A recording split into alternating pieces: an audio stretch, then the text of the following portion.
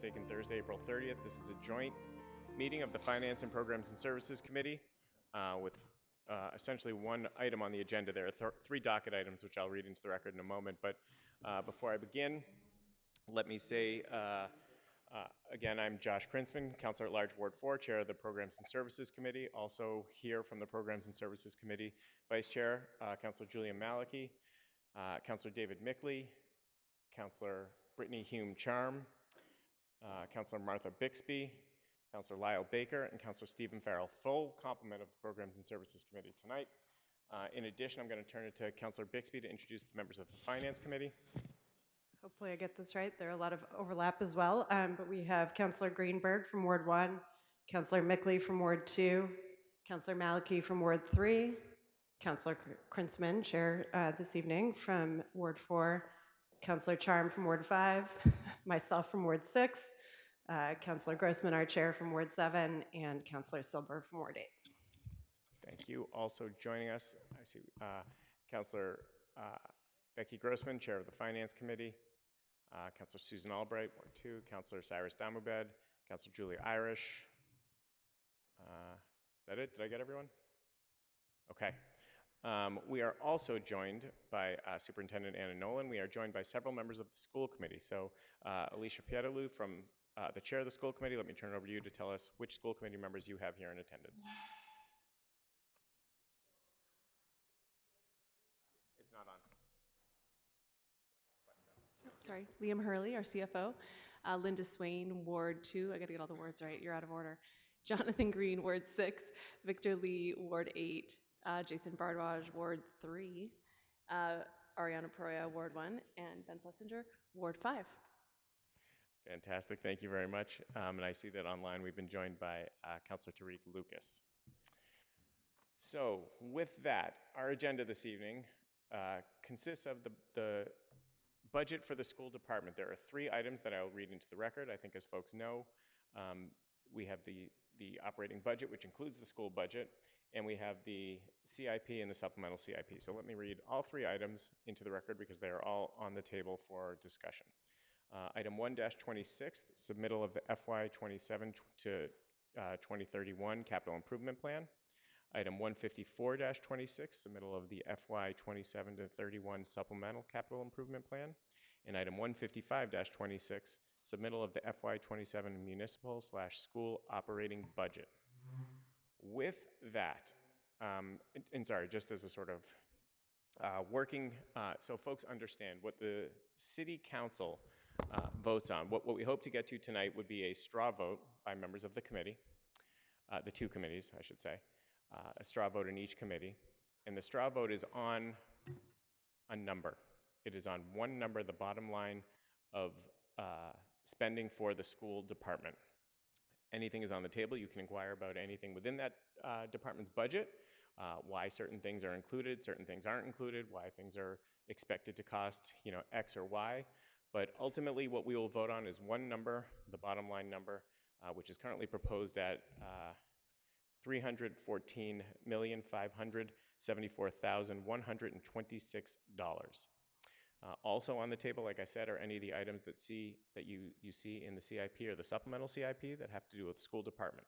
So with all of that said, I'm going to turn it over to Superintendent Dr. Anna Nolan to tell us what the proposal is before us this evening. Dr. Nolan? Thank you, everyone. Good evening, counselors and members of the community. I'm really grateful for the opportunity to be here, and thank you, school committee, for your overwhelming support in being with me at the table here. And thank you to the CFO of the school system, Liam Hurley, my partner in budget development. Tonight, I want to walk you through three areas pertinent to the Newton Public Schools. One, what the Newton Public Schools does today, how we are performing and building trust within the community, and third, the detail of our FY27 budgetary request to you. I want to start by saying that we are a thriving school district, but we are not just an academic provider. The Newton Public Schools is not just a budget or an academic set of tasks we put students through. We are one of the largest employers in the city, the largest provider of food, second only to those that provide hospital food services in the city, transportation and mental health services. We are the core provider of academic, athletic, and arts programming in the city. We are a thriving school district, and our hope is to create trust in the community so that the staff and students and families can rely on us to be transparent, effective, and efficient. We have spent time on building services and explaining them to the community. We want you to have confidence in us, that you believe in our services and that the children that we serve are thriving because of them. We want you to come to Newton, come to the schools, and stay in them. And we seek collaboration. NPS staff and community work together in unity to serve all the students, and we hope you see the Newton Public Schools as an opportunity and an investment for both public and private partnerships, and we are confident that investors and parents cannot imagine being in the city without us. So with all of that, I want you to know that we recently held our first ever Realtor event within the city, where 30 Realtors joined us to tell us what the trends they are seeing in terms of move in, move out across the city. And that recent Realtor focus group and subsequent surveys from firms across Metro West and the greater Boston area indicated that families continue to move here and state that their primary reason is because of schools, and the primary people buying real estate in Newton are people with young families. They indicate that they see the reputation of the Newton Public Schools as a place to invest because of the stability and the excellence that those schools provide. I say to you that the schools define Newton's market identity and that strong schools attract residents and businesses. And we've worked really hard with our Thrive 2030 plan and our Portrait of a Learner development, as well as driving facility investments, academic innovation, and robust student support so that we continue to bolster that brand within the community. There's a lot to celebrate in this budget. This budget accomplishes quite a bit that we care about for our students. Math transformation of programming at the middle school, including MTSS support. MTSS stands for Multi-Tiered Systems of Support, which means that within the school system, oh, I'm sorry, I would love to.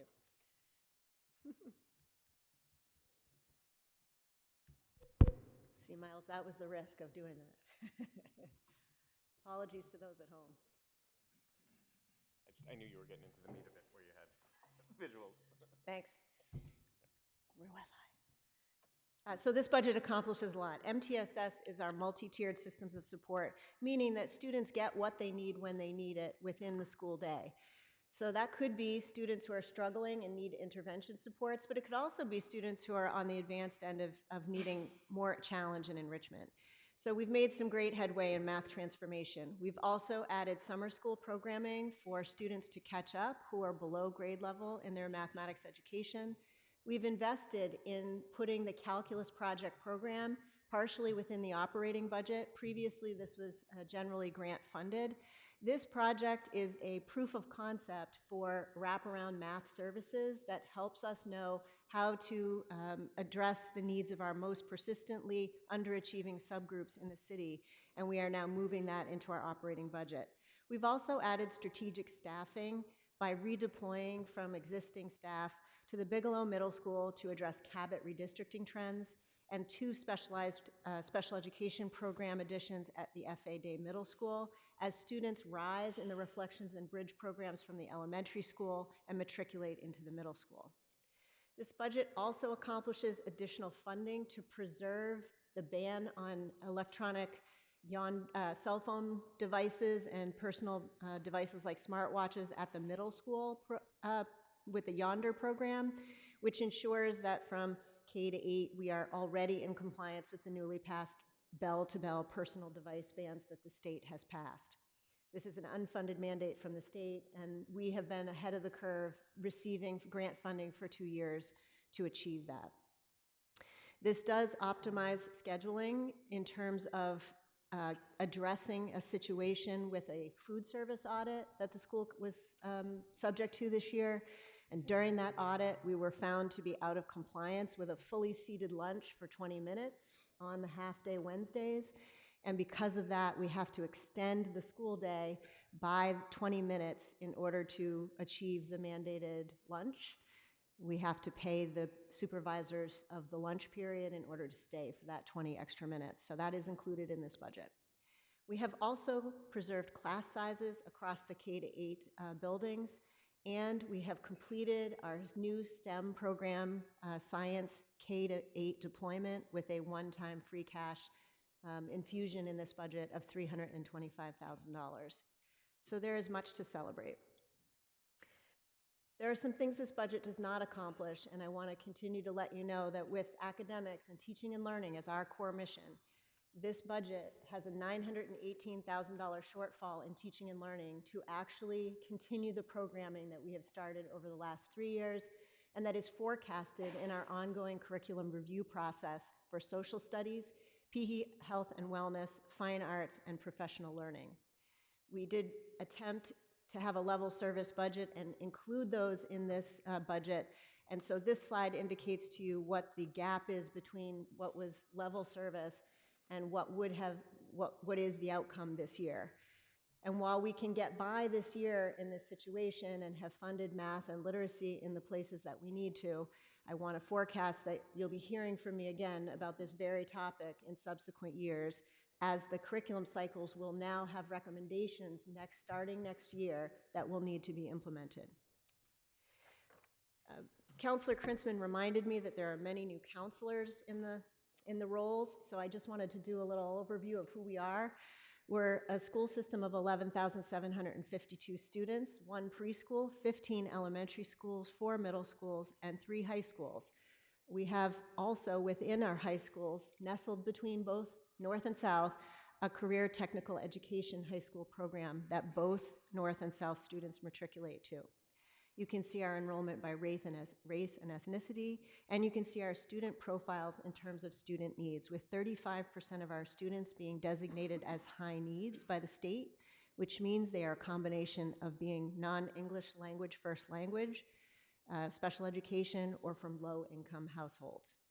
I also want to celebrate that we have 22 sub-separate specialized special ed programs in our neighborhood schools, instead of putting our students in expensive out-of-district placements, but more importantly, keeping our young people connected to their neighborhoods, their neighbors, and the students that they grew up with. I also want to celebrate our Community Connections program for students with disabilities from ages 18 to 22. That is a mandated state expectation for career transitions for disabled adults.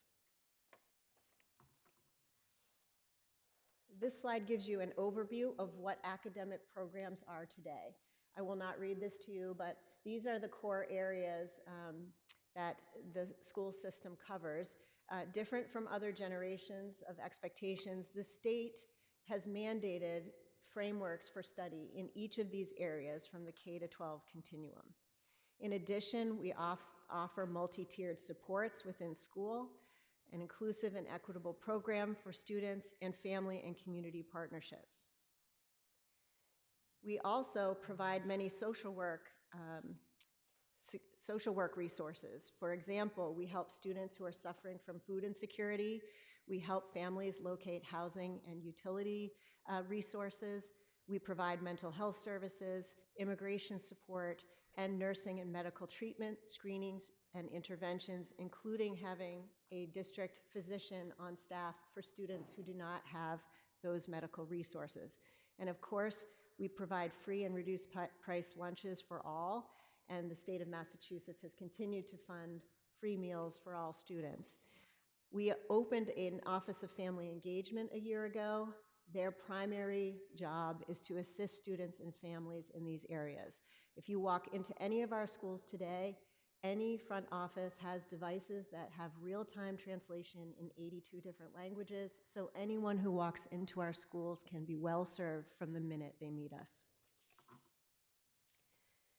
I mentioned that CTE High School a moment ago, and that is within Newton North High School's walls, but serves North and South students. And that is a place where we bridge academics and modern industry in our educational program. Chapter 74 approved programs blend academics and technical courses with 21st century skills. It requires 900 hours of rigorous study. Students leave with real-world certifications and work experience, and this is their course of study. For example, OSHA 10 certifications, first aid, industry credentials, preschool certification. There are many other ones. We have recently proposed to the state 3 pending shops in dental assisting, medical assisting, and information systems technology. And just today, I met with the governor and received that $1.4 million grant for our school system to expand these 3 programs and to redo the outhouse buildings at South with these funds. So that's pretty exciting, and it means $1.4 million less in the Thrive 5-year plan that I was about to tell you about. So that's good that the state has stepped up to assist us with that. But just so you know, vocational high schools in and of themselves are quite expensive to run. We have 900 students, and we run the programs within our CTE high school at a cost of $1.8 million this past year. I've shown you Minuteman, Shawsheen, and Norfolk Agricultural CTE schools serving some larger populations and some less for significant amounts of money for their program. The fact that we can share a facility with North really does reduce the cost, but it is such an asset for the city in order for students to participate in it. Students who do not matriculate into formal shops do take electives within the CTE programs, so this serves many purposes within our district. So I told you we were going to talk about trust, confidence, opportunity, investment, and collaboration. So one of your questions that was submitted by Councilor Krinsman to me before this meeting was, what is actually in the Thrive 2030 strategic plan? The Thrive 2030 plan has 4 key areas: learning and well-being, community engagement, financial resources and facilities, and human resources. We are moving away from the listening and planning mode that we have been in for 2 years, and we are at the execution stage of the Thrive 2030 plan, which was developed by over 100 educators, students, parents, and community members, along with our Portrait of a Learner competencies, which are our North Star, if you will, for serving our students. We are on track or ahead of timeline for the 5-year Thrive plan in all areas. Recently shared reports on this with the school committee, and they're posted on our website. The hallmarks of the Thrive 2030 plan are curriculum modernization, expanded programming, MTSS support systems, early college and career pathways, which have now been bolstered by the grant request that you just heard about. And the budget that we see here does take us in the direction that we want to move. At the request of the school committee and the mayor, the new mayor, we took the expected aspects of the Thrive 2030 plan and the revised programming and deliverables that we wanted out of that plan, and we cost those out over a 5-year period. We tried to look at the cost and scope as best we knew it today, so that the entire city, the mayor, and the school committee could plan and think, you know, is this nebulous end to the Thrive 2030 plan? What is that? We want you to know what it is. What are those components that we want to upgrade the school system, and what might they cost? So we created a plan. Some of those strategic initiatives are a budget actually reflective of the school system needs. There have been some places where the school system has under budgeted in order to keep the bottom line lower, but it's sort of a false underreporting of budgeting. This budget says what we actually need. Modernize aligned curriculum in all subjects, offering elementary robotics and STEM offerings at the younger grades, expanded middle school supports in math and literacy, dual enrollment and early college options, alternative high school and mental health pathways and supports for diverse learning needs, high school and middle school advanced and support electives, and expanded all-level after-school activities and opportunities. So that is all into the Thrive plan. If you want details on those areas and their costs by sector, they're included here, minus the $1.4 million that we got today, so that's good news. I share this with you because we want you to know that as a taxpayer, fiscal efficiency sometimes looks like a shorter-term, more aggressive investment in order to be more efficient later. So MTSS acts as a critical cost-saving measure, reducing and slowing the needs of moving towards special education, testing, intervention, and outplacement because we can serve our students adequately in general ed. We want you to see budgets aligned strictly with a strategy, with a 5-year return on investment, expectation, and quarterly reporting. And we want to be proactive in terms of other external partnerships, corporate sponsorships, and trying to seek diversified revenue. As a community, the schools are part of our economic vitality, and a coherent and high-functioning, trusted school system is an economic driver, and from the viewpoint, at least of our realtors, a stability point for the system. We want our students deeply integrated into civic life through business partnerships and internships, and we know that we contribute to the local economy by graduating workforce-ready young people who are ready to serve. Our facilities, much like you heard from Ms. Lemieux relative to the pension obligation in your meeting earlier this week, have been neglected over time, and the former mayor really took us a long way in terms of making investments to try to move that along. We hope to continue that long-term plan with a 2050 capital improvement plan for our buildings, which we voted on last fall, so that everyone knows that we want to continue that investment. We also want to make equitable upgrades to all the learning environments, including science labs, CTE spaces, arts, and athletics. In terms of building confidence, I would ask the question, are the educational investments and changes made in the past 2 years in the Thrive Plan actually working? This past fall, when we assessed our students, I'll just use math as an example, we had 179 students across the elementary school who were below benchmark in their interventions. So you can see that number here. By 5 months later, 62% of those young people, because of the MTSS support, were able to meet in small groups or in duos or one-on-one with trained math specialists who then exited the risk category by 5 months later. Now, we picked up 67 students total still remained in the persisting problem category, and 42 new students who had come into the system were in need. By the winter, though, we were down from 179 total to 109, with 62% of students overall moving out of the urgent category and a massive growth score of 67.3. Just so you know, typical growth is 40 to 60 SGP. And we're seeing students who receive MTSS services and the programs that we have now developed being much on the upper end of that growth. And you need it to be that high or higher in order to address learning gaps that persist. Our early detection systems for literacy issues and dyslexia screenings, in 5 months this year, our young people at the elementary school went from 521 students in a red flag situation to 285 students by January. And I'm happy to tell you, ooh, see, that's like a sign right there. You're welcome. Uh-oh. You want to hold on a minute while we get the Zoom back up and running? I don't think I did that. The Zoom is running.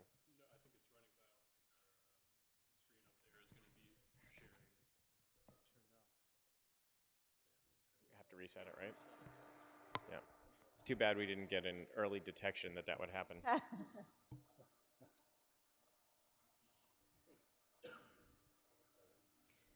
People at home, there was like a slight power outage for a second, so hold on for a second. Seemed almost like a ghostly presence in the chamber. Do we have any ghosts in the school system? Do we have any? No, I the think they enrollment were of struck by ghost the power of intervention. All right. So bear with us for a couple minutes till we get the Zoom back up and running and our technology up and running, then we can continue.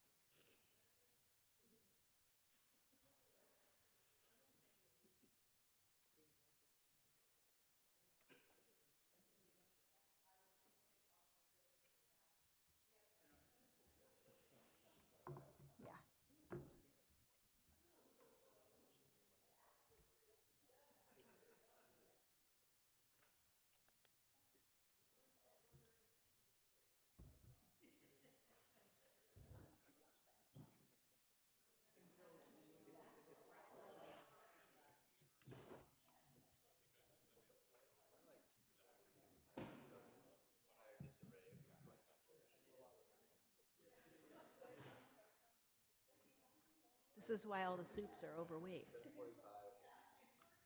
We're getting there. We're almost there, folks. Okay, good. Thank you.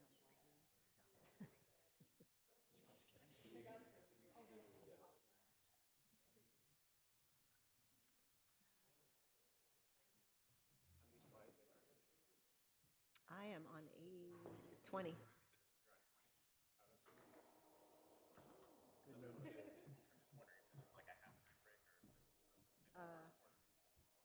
I would say first quarter. Yeah. Okay, great. Thanks. I'm going to throw the flag if you're not. That I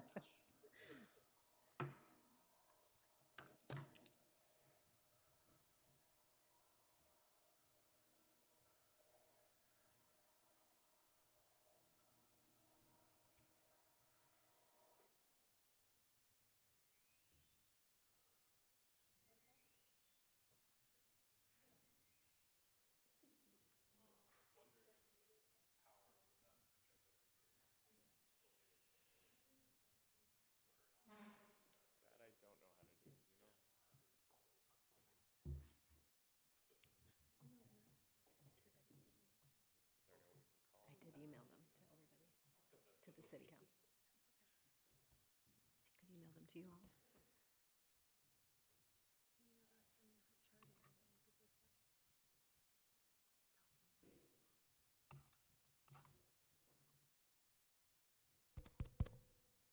can't do it right now. A lot. It's my only shot.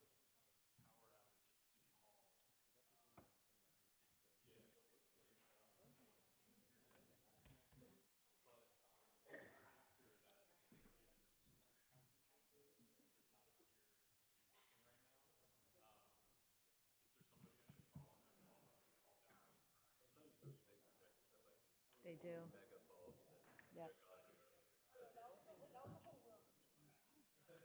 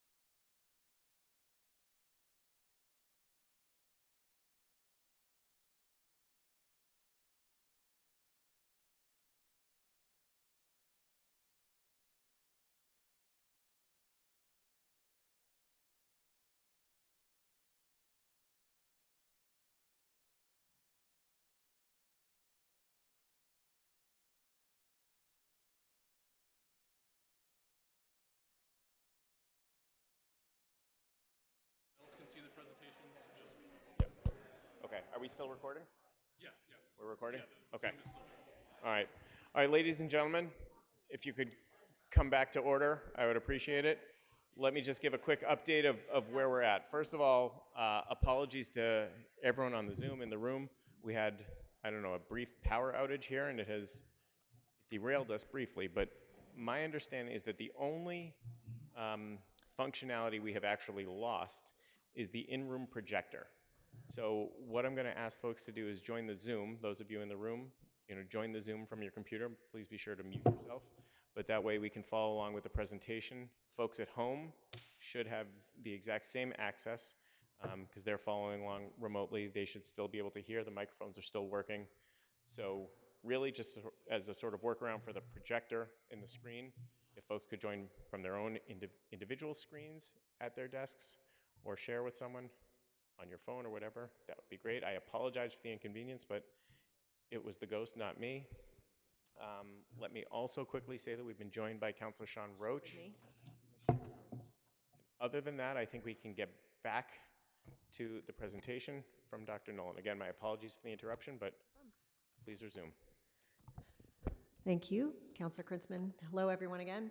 When we last left the exciting budget presentation, we have been implementing over the last 2 years some support programs for students and screening programs as part of our MTSS, or Multi-Tiered Systems of Support program.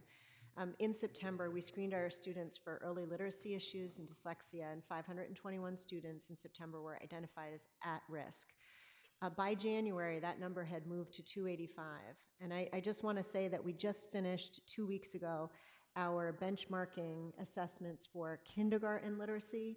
So kindergartners, we don't test them in the fall. They're brand new. They have things like playing and socializing and things like that to learn while they're in school in the first third of the year.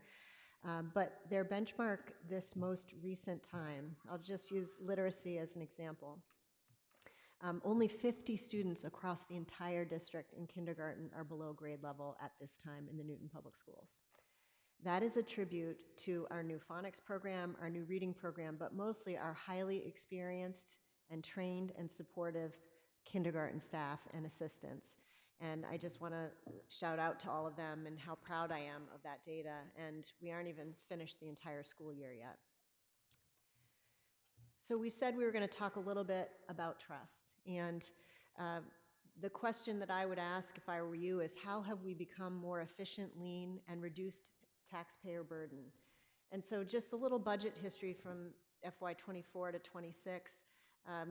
Upon my arrival 3 years ago, post-override, there were a lot of reductions that had to be made to the budget. Lots of middle management positions, literacy specialists, student services directors, IT positions were pulled from the budget, and things like software, curriculum, and consulting. That is where that deficit for teaching and learning budget came into play. Athletic expenses, mentoring, those types of things were reduced to a total of $1.2 million. In FY26, we did reduce... Dr. Nolan? Yes. Excuse me. Can I ask you just to slow down a little bit? Because Absolutely. the sound in the room is echoing a bit, and it's Got hard it. to track you. Yes, thank you. Not much, but just a little. All right. So from FY26 through this budget season, we've made significant other reductions, mostly due to enrollment. We often are asked the question, you've lost 1,000 students, what have you done about it? We've reduced by one teacher for every 40 students that we have lost within the Newton Public Schools, in addition to administrators and other non-personnel reductions. We did some policy modernization activity as well. There used to be Part B premium Medicare costs that are not mandatory for school systems to provide. So we've been pulling that number gradually down, $1.5 million in FY26, and thinking of more of that in this budget as well that will sit before you tonight. But we haven't just been reducing, we've also been adding to our revenue by strategic savings and revenue generation. So within our own system, we've tried to do everything that we can do to generate revenue, from new alumni donations to creating new special education programs that pull students out of expensive out-of-district placements, to increasing fees and rental increases, so that by 2030, we will have recouped $3.3 million of revenue for the system. In addition, we've developed other sorts of revenue. So for example, our Helpsy textile bins bring in money when folks donate clothes back to be recycled. There's some savings for us. How we speak to alumni folks for donations and our Thrive Development campaign. So all of these parts contribute to significant revenue generation. In addition, we've had a $2 million one-time public-private partnership with Renaissance Learning that has helped us to achieve the data and benchmarking assessment system, and that we've been talking about and showing you how our students are addressing their needs. And then, of course, we just learned of a $1.4 million grant today, but we have a grant office that has really stepped up their game to try to produce additional grants and revenue. One of the requests from this body was for information on that. It is in our budget book, which is before you, but I emailed it to you this morning as well. The revolving account balances and the detail of our grants across the school system. So we hope that we've demonstrated some strict fiscal responsibility and meeting the targets. A few years ago, the mayor and the CFO asked us to find $5 million of recurring revenue within the budget or savings, and we have done that. You know what our contracts have been over the last 3 years and for this year, and we've been right-sizing our staffing for the number of students lost. We've also used the Education Stabilization Fund strictly for these mass-tiered system of supports and class size reductions so that we could track very specifically what the impacts would be. You might ask, how are we doing against our peers? And our performance benchmarking, this is from the Department of Education. There's no easy way to compare districts. Districts do things differently across the Commonwealth. I'll give you an example. Library teachers can be categorized as Unit A classroom teachers. They can be categorized as tech teachers. They can be categorized as administrators because districts do that differently in different places. But DESE is the closest thing that we have to how they benchmark budgets. So this is the FY19 to FY24 per pupil expenditure and expense growth rate over those years. And I just share this with you to say that we look very reasonable within the pack of our peer districts in terms of our spending per year and our annual growth rate. That said, I do want to point out that with the peer average being a 5.93% expense growth rate and a 3.8% growth rate for Newton, we are feeling that lesser investment there.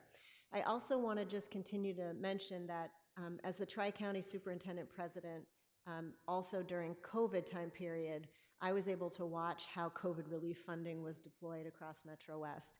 And some of the aggressive investment funds that other districts use were not at the school's disposal in the same way in the Newton Public Schools.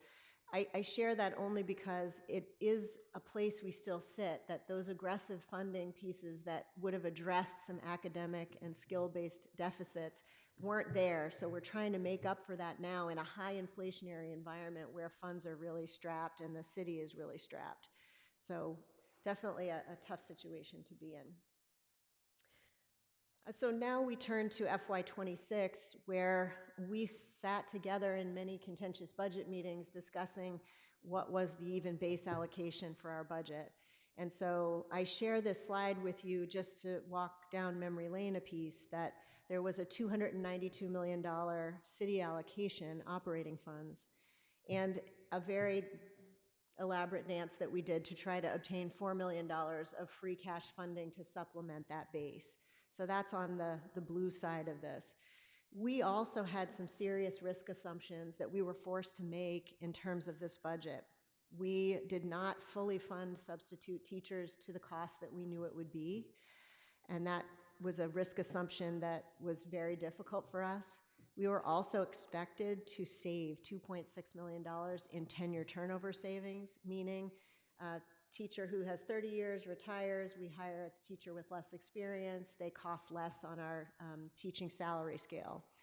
So many districts use this to address COLA increases in a subsequent year. So I guess you can look at it that way, but the $2.6 million is a significant sum to expect for us to save.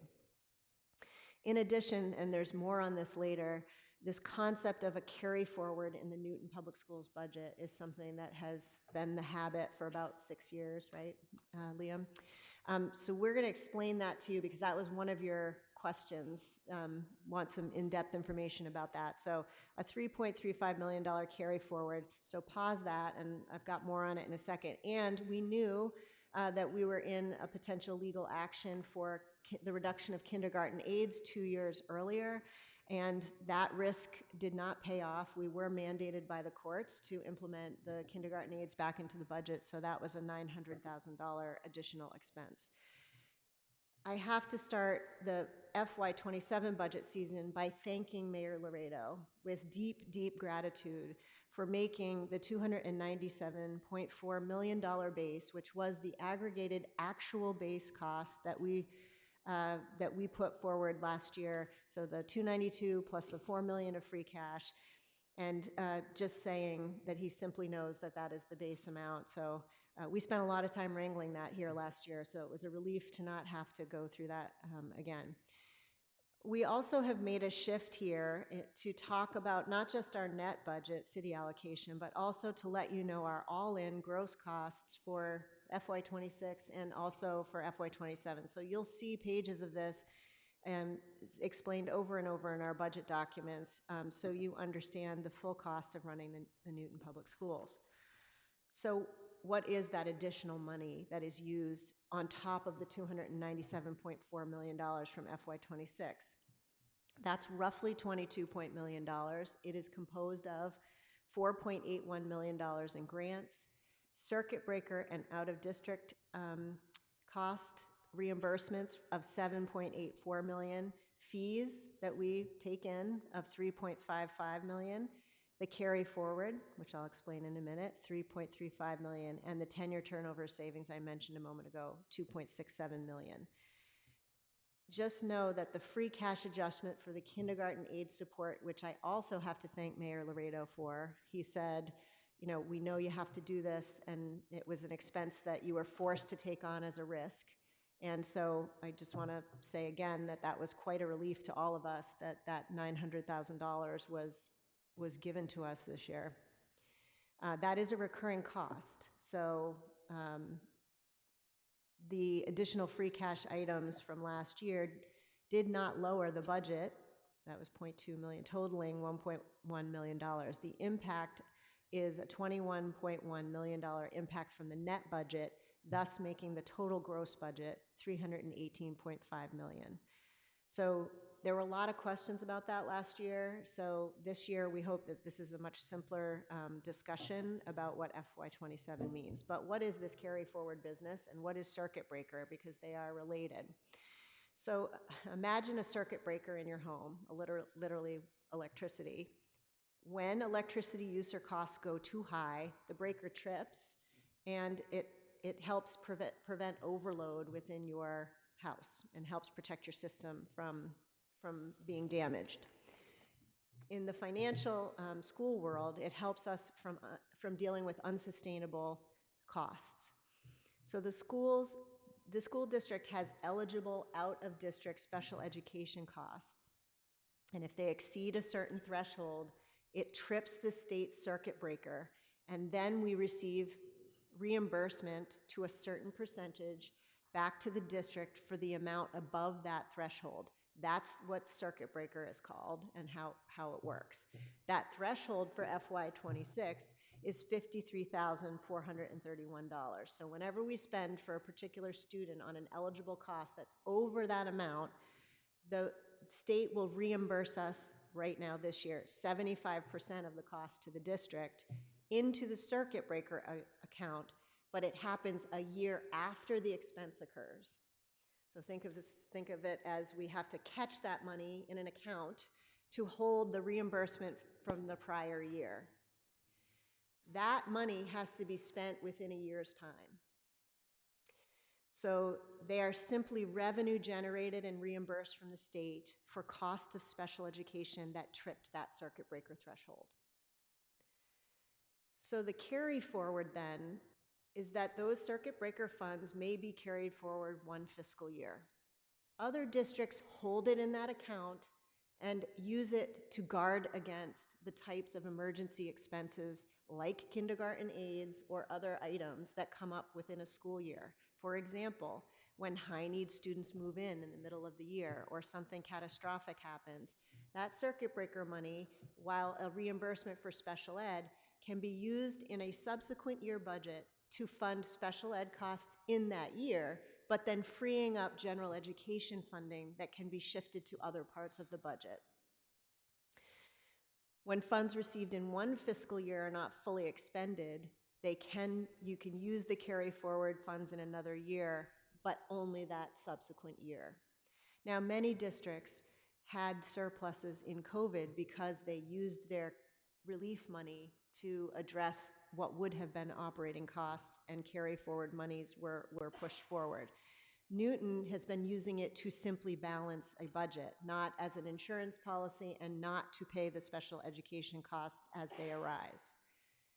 So that's difficult because there is no cushion, if you will, for the things that superintendents usually have to deal with, unforeseen circumstances. So we are always at the mercy. We always have to come back to the city to say, we now need $900,000 for this, and we now need $900,000 for that, because we are expected to use any of these monies to move forward into balancing the subsequent year budget.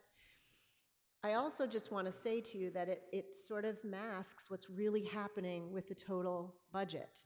So for example, I'll use this year's allocation as an example. The total city allocation is $314.5 million, and we will be asking you for that allocation later this evening.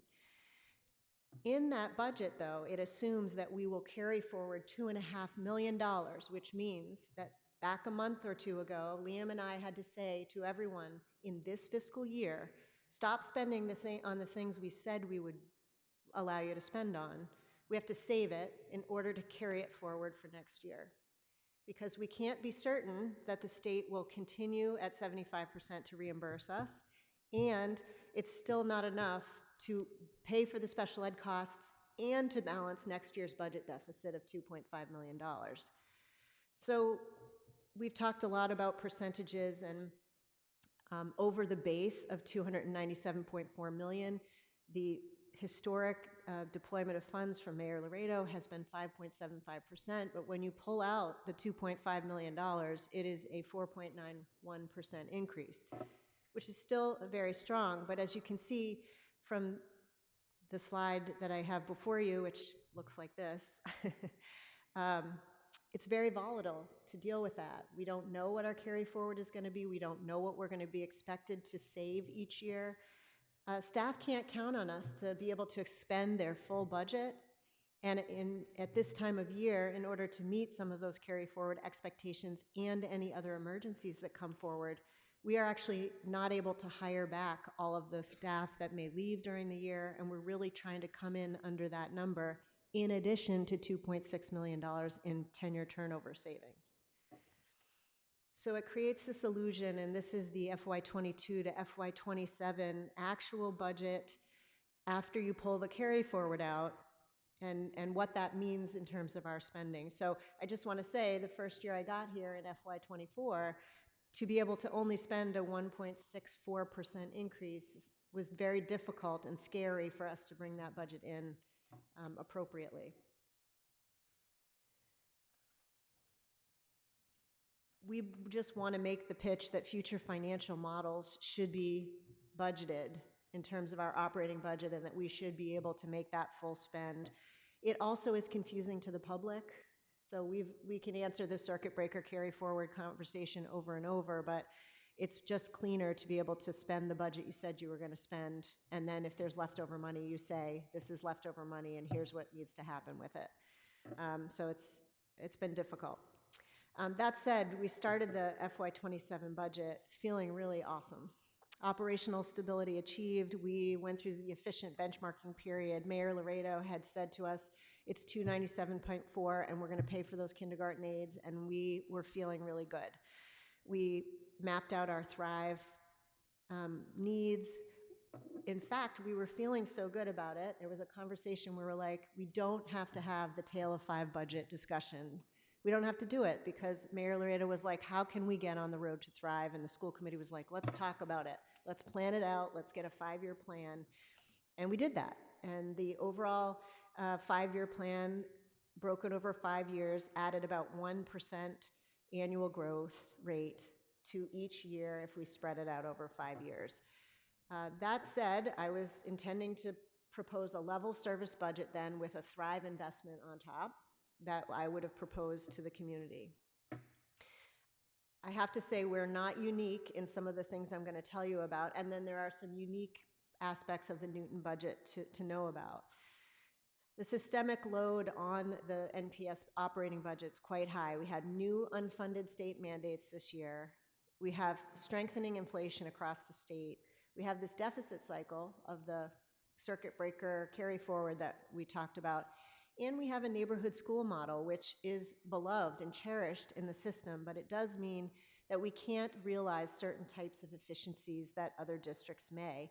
We also maintain many programs for special services across several schools. So for example, we have autism programs in many schools because we are trying to keep our young people in the schools in their neighborhoods. This is difficult, and there's really no way to address those issues unless we have recurring revenue of a different sort.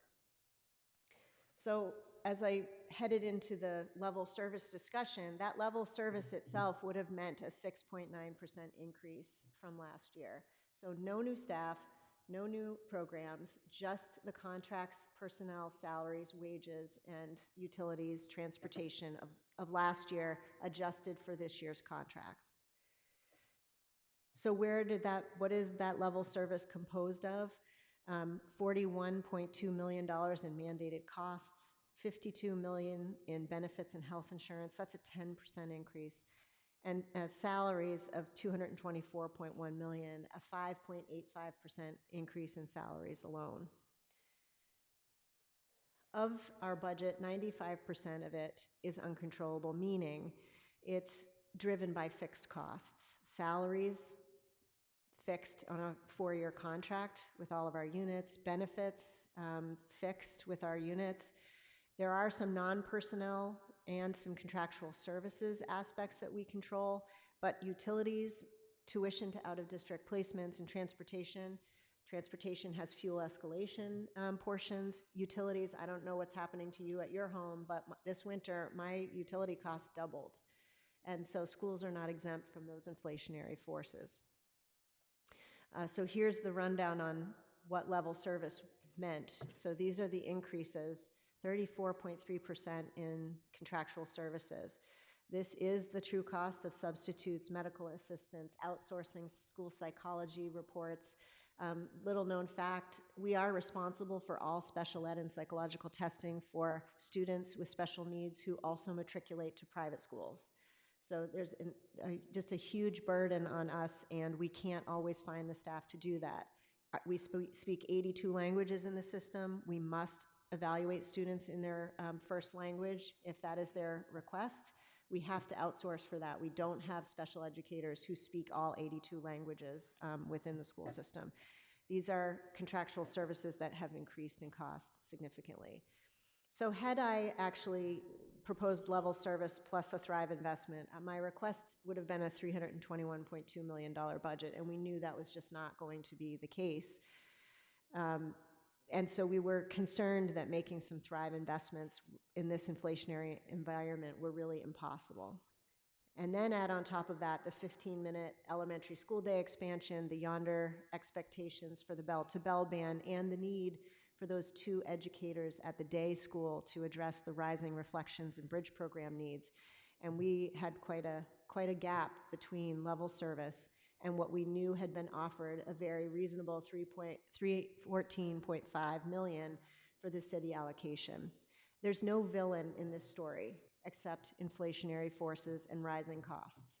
And I just want to say it's a different landscape for us from last year in that way, but it still means that we had to make reductions within our budget because with a $17.1 million increase, which is an immense increase, historic, as our chair has called it, 5.75% increase from our base, it means that 12 million goes to mandated salaries, 4.4 million to healthcare, and that leaves $700,000 for all the other inflationary changes that I just showed you a level service budget meant. So that meant a $2.8 million reduction right out of the gate. The problem is our budget is people. 95% of the budget is fixed, 88% of it goes directly to funding the folks who do the work with kids, the people who help build young people. So we had to have some strong discussions about how are we going to make $2.8 million of reductions from this FY26 budget.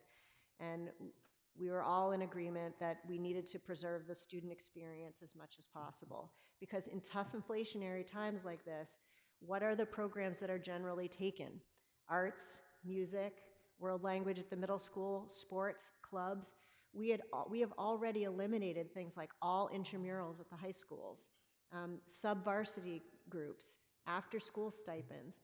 The students have given enough to the budget process over the last 6 years, so we really tried to maintain the student experience as much as possible. So what that means is we made some decisions to look at central office administration, to restrict central office operations, but protect the classroom, which is the heart of what we're doing. And that has an impact. Those reductions for almost $2.8 million are listed here. There's both personnel levers and non-personnel levers that were made to address that, to come down from level service to meet the city's allocation. And I can answer any questions about those different types of cuts. But what I can say, and many of you attended meetings and shared emails and sharing them to this day about what decisions we made to cut at central office. These are not desired reductions by anybody sitting at this table or anyone in the central office. And I will say that we can't build a thriving school district by continuing to cut from one area to add to another. And while we are enhancing certain programs in this budget, we are reducing other things that are equally valued by the community. And so we are in a very difficult situation in terms of how to stretch our dollars and how to actually fund the programs that we care about. So we gain trust in one area and we lose it in another. And I'm concerned that without new revenue, we will be forced to do this year after year. It's the same cutting exercise, at least for the 3 years that I've been here. We've been talking about our academic program and student experience and what we really want for our students. We have academic problems to address.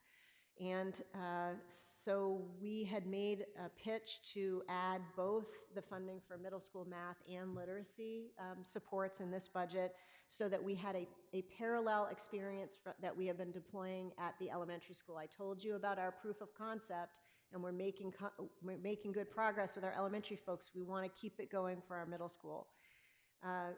Where we eventually landed was that we could do part of it, but not all of it, and that part was going to be the middle school math and MTSS support. That, therefore, required another $1.319 million to implement that. So a $2.7 million set of reductions and then a $1.3 million set of reductions and redeployments, and also taking on more risk assumptions within our budget. So for example, we have a food service offset revolving account, and within that, there are monies that come back to us from our food service budget that we spend on other things. So for example, right now we are spending $150,000 on compostable materials that we don't compost in the school system. And because we can't address the compost system there, that is not a wise use of our fiscal resources.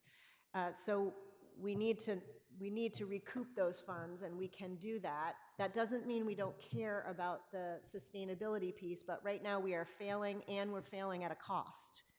And so we definitely needed to redeploy funds in order to address this additional gap. So those are just some examples of the ways that we've tried to address this need to put forward in our core mission and academic program what's been expected for the Thrive strategic plan. So what that meant is we made 23.85 reductions of staff across the school system and added 13 back in order to do Bigelow middle school teachers, the targeted supports at Bridge and Reflection, and the additional time on learning for Wednesdays, with a net reduction of 10.6 individuals in our district. This is the budget summary. So we ask for your support tonight for $314,574,126 for our FY27 Newton Public Schools budget. And I will end where Ms. Lemieux ended her presentation about Newton Public Schools, that I shared with you all the puts and takes, and you have in your inbox all of the details of the different parts of our budget. And yes, $292 million is our base allocation, and we add to it our own grants, funds, revolving accounts, carry forward revenue and efficiencies. And indeed, we also do indeed use water in the Newton Public Schools, and it actually costs $920,000 for us to do that. There was a mention of $50,000 of additional other, $50 million of other costs. I just wanted to give the detail on that, that $22.6 million of that is for building debt exclusions, $10.8 million is city pensions, and those are the types of costs that are consumed within that additional $50 million, for a total budget of $380,490,951. We want your trust. We would also like your support for the city allocation that the school committee unanimously voted this spring. Thank you. Thank you, Dr. Nolan, and thank you for working through our technological challenges. I appreciate it. I don't think anyone from the school committee wanted to address the council. I think you're here to answer questions. I'm happy to give you time to talk if you want. Okay, making sure. With that, let me open it up to counselors, see if there are any questions. If there are no questions, we can move right to a vote. Are there questions? Councilor Albright. So first of all, thank you very much for the comprehensive presentation. There's a lot of information in there that I'll be looking at later, because it was a lot of stuff to take in a little bit of time. One question I wanted to ask was, I remember that 2 years ago, the Understanding Our Differences program was lost in the shuffle because of budget cuts. And it was said at that time, we'll develop our own program, we'll have our own curriculum. And the reason I bring it up tonight is that I've heard the same kind of information about the DEI and issues, and the other, the compost, the sustainability issues, that we'll work it through. We're not going to drop it all together. We're going to have our own.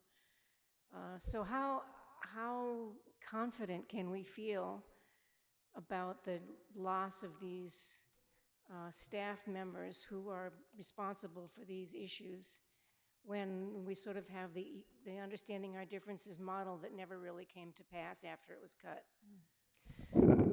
Well, I'm going to have to challenge you on that last statement, because we do have a group that deployed 8 lessons across the school system for a pilot in the first year. Texts, lesson plans, et cetera. 4 of those lessons have been deployed at every elementary school for every grade level. It's a disability toolkit set of lessons. I just shared, one of our school committee members asked for this information this week. I shared all the materials that have been shared with all of our staff.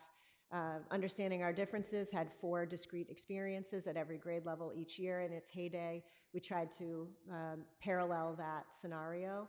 The initial idea was 8, but we deployed a new English curriculum for K to 5, a phonics curriculum, and a science curriculum. And the teachers were like, we can't do more at this moment, and we don't know where to put it in the length of the school day. But each grade level has 4 lessons available to it for every grade level. That's good to hear. That's very good to hear. Thank you for that answer. Sure. So on the other counts, I have been asked to put together a transition plan on these reductions in roles to the school committee, which I'll present in June. We are in impact bargaining with many of our units who are affected by those reassignments of those duties. So I'm in that process right now, so I would rather speak with clear definition to you about those things once they are actually negotiated. We are in that process. I want to level set expectations, though. With 11 fewer folks in the central office, I can't guarantee you that everything is going to be exactly as it was. I just want to be honest about that. We have been working with our state congressional delegation to try to augment funds to give us a bridge in this year for some of these areas that have been reduced, but that is not ongoing revenue. And I'm so appreciative of their support, but that's where we sit today. So I'll just thank you for that. And I do understand that with fewer people, it's hard to do exactly the same thing. It's impossible, actually. So I understand that. I hear a lot from the sustainable materials folks, being on the Public Facilities Committee, that I naturally would hear about that. They're very concerned about how to bring the school system as a whole into this composting and the new world of how to treat materials that are being thrown away. So I know you don't have the answer. I certainly don't have the answer, but it's certainly, I'm hopeful that we will work together to figure something out to make it a better system, even in the face of losing this staff person. So that's just a reaching out and hoping to help you do something that I know you don't know how to do yet, but hopefully we can work Thank you. together. I appreciate that. Thanks. You all set, Councilor Albert? Great. Councilor Albert, and sorry, before you go, Councilor President Albert, let me just acknowledge that we were joined online by the Vice President of the Council, David Kalis. With that, President Albert.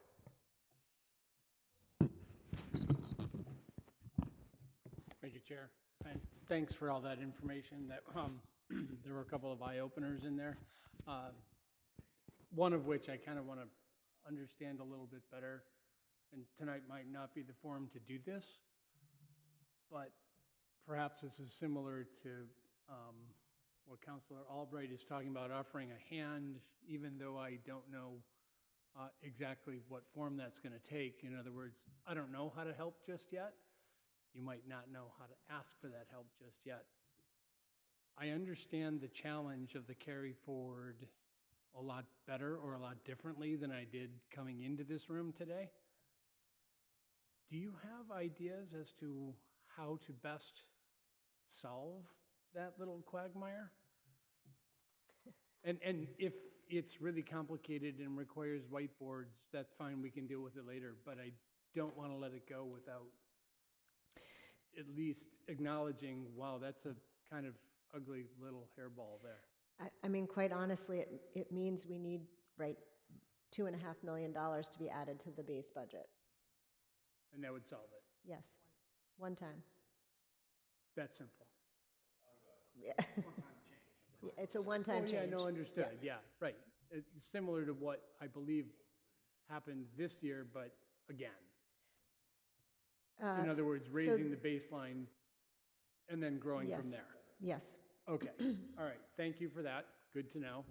One other question that I know we don't want to deal with in much detail tonight, but again, similar to questions that I keep fielding, and it seems like things have kind of turned up this year, and it's far from my top concern right now with NPS, but I do want to start having a conversation around a bus depot and therefore the electrification of said depot for a lot of obvious reasons. And it's also obvious why it's not at the top of the list, But if we don't start to chip away at least the conversation, I'm kind of afraid that one's just going to keep eluding us 10 years at a time. Just going to So turn we this could over maybe to, just add that to the we parking lot agree, list. and Yes, and, love it. Hi, good evening, everyone. Liam Hurley. So we've been actually talking about a bus depot for many years. Our current vendor, Eastern Bus, rents or leases space in Newton to the tune of about $40,000 a month. Conversations with that vendor would be that would money, if we ever could provide a space for buses to park, that would be money would could be basically turned back to us. In addition, you talked about some of the advantages. I think it would actually help us in terms of trying to attract potential other bidders. I think you folks know, so our contract is up at the end of next year. So for FY28, we'll have a new bid, so we'll be going out to bid, and we're going to explore, the possibility of EV buses that are out there. But having that would, having a depot would certainly bring some cost to us, and then potentially help us with any bidders that would be looking, because trying to find land within Newton is really prohibitive, and our contract typically has us either parking within Newton or very close proximity. We want the buses to be within 10 or 15 minutes of Newton, particularly for breakdowns. So we've looked at a number of options, have not been successful, but that that certainly would be a great achievement over time if we could figure that out. Thank you. If- One of the categories that I just want to briefly add that this is one of the categories that we're really watching for high growth. So it would be a significant impact to have those alternatives in a ways of attracting other bidders. That's it for me. Thank you, Chair. All right, thank you. Next, I have Councillor Silber. Hi, thank you. Thanks for the presentation. Just a quick question on the two line items, tuition and special education transportation.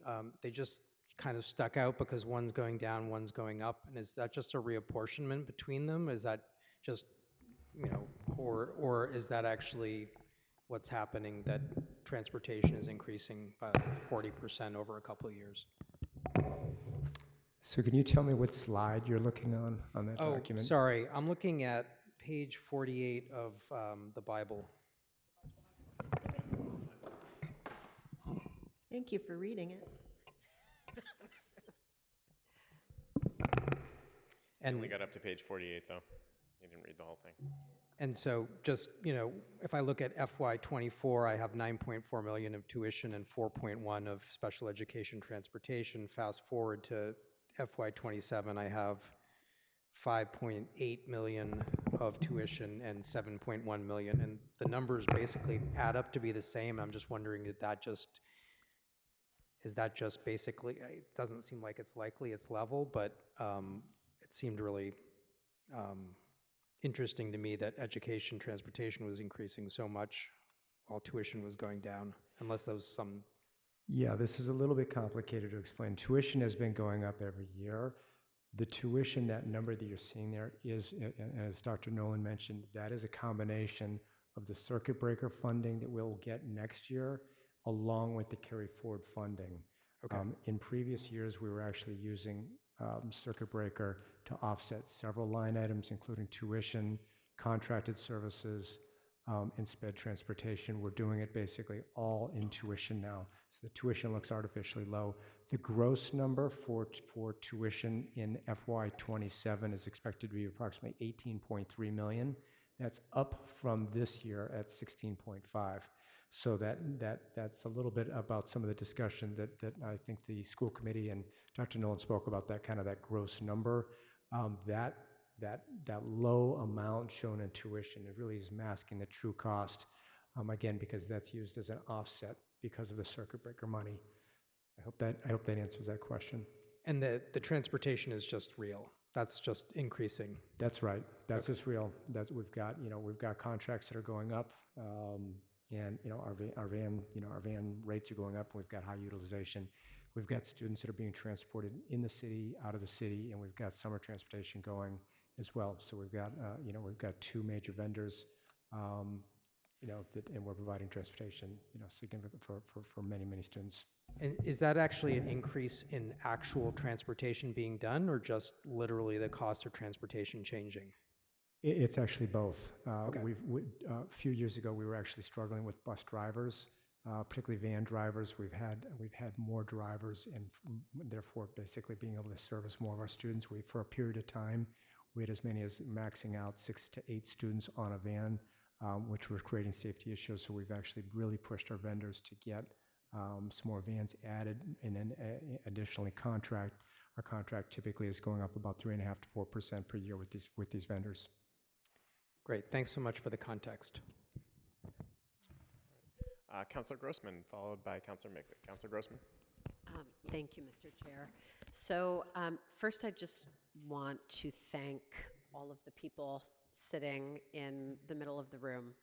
As the finance chair, I sit in the privileged position of getting to see some of the behind-the-scenes work that has gone into everything that was produced, and the effort, the attention to detail, the thoughtfulness that I've observed in this term from January till now has been incredibly impressive.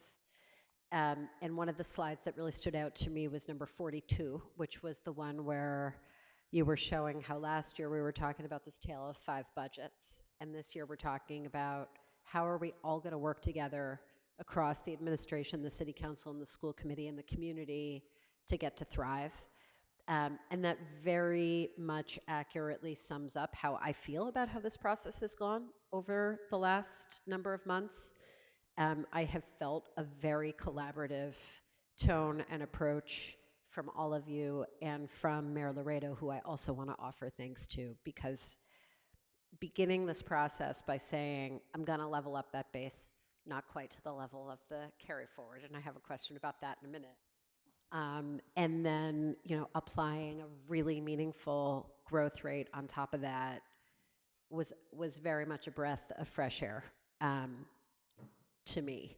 And yet, I do recognize how hard some of these reductions are. And I recognize how hard it is for those in the community who have been rightfully advocating for the values they care about so much and what those tangible impacts are going to be, and how hard it's going to be for your administration to figure out how to stay true to those values that I know we all care about with fewer people. And that is, there's no easy way to say it. That's really difficult. So one question about the carry forward and the circuit breaker. The circuit breaker I get, the concept of carry forward I get. The one thing I wanted clarification on is the carry forward also made up of what on the city side would be items that drop to free cash, like unfilled positions, vacancies that went on a longer period of time than you thought, sort of budgeted expenses that didn't end up expended? Yes, because we are forcing it to happen. Okay, so let me parse that out a little bit. On the vacancy side, there have got to be, maybe not, like on the city side, we have vacancies that sit on our books for positions that we are not successful in hiring for, and those positions remain vacant for long stretches of the fiscal year. Does that occur in the schools? So we had this reckoning this year. So we hired a really strong HR department, and this year we were fully hired for most of the year. Right? Post-COVID, most districts had hiring problems. There were shortages, there were those types of things. So I wasn't here then, but I'm going to guess that the carry forward was comprised of a lot of what would look like free cash. But in the time that I've been here, that hasn't been the case. And I'll just give you a true story from this year. We had 14 move-ins into the system who had one-to-one aides already attached to them before they came to the Newton Public Schools. So that's 14 FTE that we have, that if we stay fully hired, we can't actually pay for, which is really what happened. I had to come to everyone and tell them, we had these move-ins, so now we are going to have to cut other things in this budget to get it. and we are cutting in order to meet what we knew is this carry forward that we have to have. So anything that is unfilled right now, we're trying not to fill, but that's really close to the bone. Kids need these services, and I don't want to we are not out of compliance with special ed, but we're not fully hired either. So it's a difficult balance. So sometimes it is, but this year we were so well hired that we had to actually pull back the budget, and we've sent a memo to everyone. No more hiring if anyone leaves. Reduce your use of substitutes, and no operating budget spends. Okay, so in this case, where you put up the vocabulary term on some of the slides, first circuit breaker, then carry forward, and then as it followed through, circuit breaker, carry forward. Those are now synonymous terms in this coming budget. Other than, so it's circuit breaker plus artificially imposed 2.5 hold this million. money. Correct. Okay. So then my next question about the artificially imposed hold this money, I think you just answered, but I'm going to ask it anyway. One might hear, okay, we're going to have a spending freeze for the rest of the year, and think, well, if we can have a spending freeze for this number of months on all these items, did we really need them?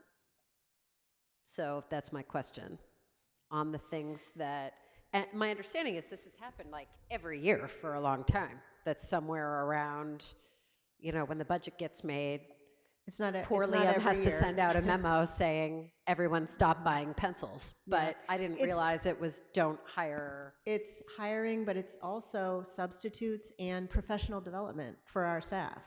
So there's this trust thing we're doing with our staff, right? So I'll use the NCTM conference this National Math Conference was here in Boston recently.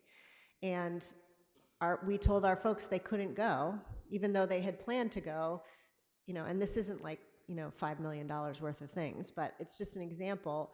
We had to put the squash on that so they don't go to the thing that they set their goal on for their professional practice and that they saved in their budget, and we say no. And they tell me that that has been the case for many years, that it's their training and their support or the materials that they need to replace in their classroom. Like, can we do one more year with that set of books of The Outsiders that we've had since 1986? Yes, we can. But should we? And that's the issue, is that we're taking from one area that needs attention to address this carry forward. And I mean, let me state that while I'm asking that question, the other side of my brain is, of course, thinking, I understand that if you had double this budget, you could easily put that to work to provide excellent education for our kids for many things that you couldn't even dream of putting in this budget before us now. So I kind of get the dichotomy of how, you know, I certainly feel, and I know many of you feel about this budget and what I'm asking you. You know, part of what I'm trying to think about as we put the broader issues together, having sat on the pension working group, for lack of a better title for it, with Councillor Bixby, with school committee members Bardwaj and Schlesinger, and looking at this broader picture of, you know, what we're trying to achieve on the city level to provide, you know, not just some relief, but the ability to get to thrive and all these other things that I know we want is, you know, how we're going to do it in the next few years, you know, coupled with what Councillor Oliver's question was, which was the biggest one I wrote here. What would it take to eliminate this fluctuation of reliance on circuit breaker and carry forward? Because that's obviously not a financial practice that we want to continue. And I think as sort of a next frontier, keeping that in our minds of, you know, getting to a point where that doesn't have to, where we are presenting to all of us and the public the true cost of running the schools has got to be a goal. And I want to acknowledge that I feel like this budget is a really big step in the right direction on that, but it's obviously not, we're not there. Question about substitutes. Where are we at? And I apologize that I have not gotten as far as Counselor Silber, as you all may know. We got this book, and our audited financial statements for the Finance Committee all over the weekend to today, and there is a tremendous amount of information to absorb. I hear a lot about it in the community. You mentioned it a few times, both in regard to the sort of the spending freeze in this part of the year, but I know broadly we've got, you know, just kind of some budget issues around that if we're not really fully budgeting our cost for what substitute teaching looks like. So can you kind of dial that up a level in terms of from an administrative level and your experience with how it's working in the classroom, as well as the financial implications of what is reflected here? So the FY27 budget states the true cost of what we believe substitutes will cost this year, which is $1 million more than we budgeted last year. I want to say that post-COVID, every single district in America is dealing with additional substitute issues. We have been well-staffed and well-served by a combination of in-house substitutes and contractual services, but because there's a national market for contractual substitutes, the rates are increasing just as transportation rates are. We have some challenges. We have a contract that allows staff benefits to be out of the classroom, and we can't then be upset with them when they take those options. So for example, we have a very attractive parent leave. People are having a lot of babies, and we need substitutes when they are not here. So it's a difficulty. I can't fault them for taking that scenario, but it does mean we have to pay someone to come in when they are out. So those are the types of costs. That said, for those other issues which are more smaller time outages, we have done an 8% decrease in overall absenteeism in the last 2 years across all of our units. So we are working to address the scenarios, and we came out of COVID, right? So there's a lot less illness, and our staff work with a lot of germy kids all day, so they do get sick. Do you know, or could you point me to where in here, if it's here, what our current rates are in terms of high school classes that are canceled and or substitute use in the elementary and middle schools? We don't have a record of canceled classes. We have daily attendance that we can run any report you would like to see in terms of what that looks like.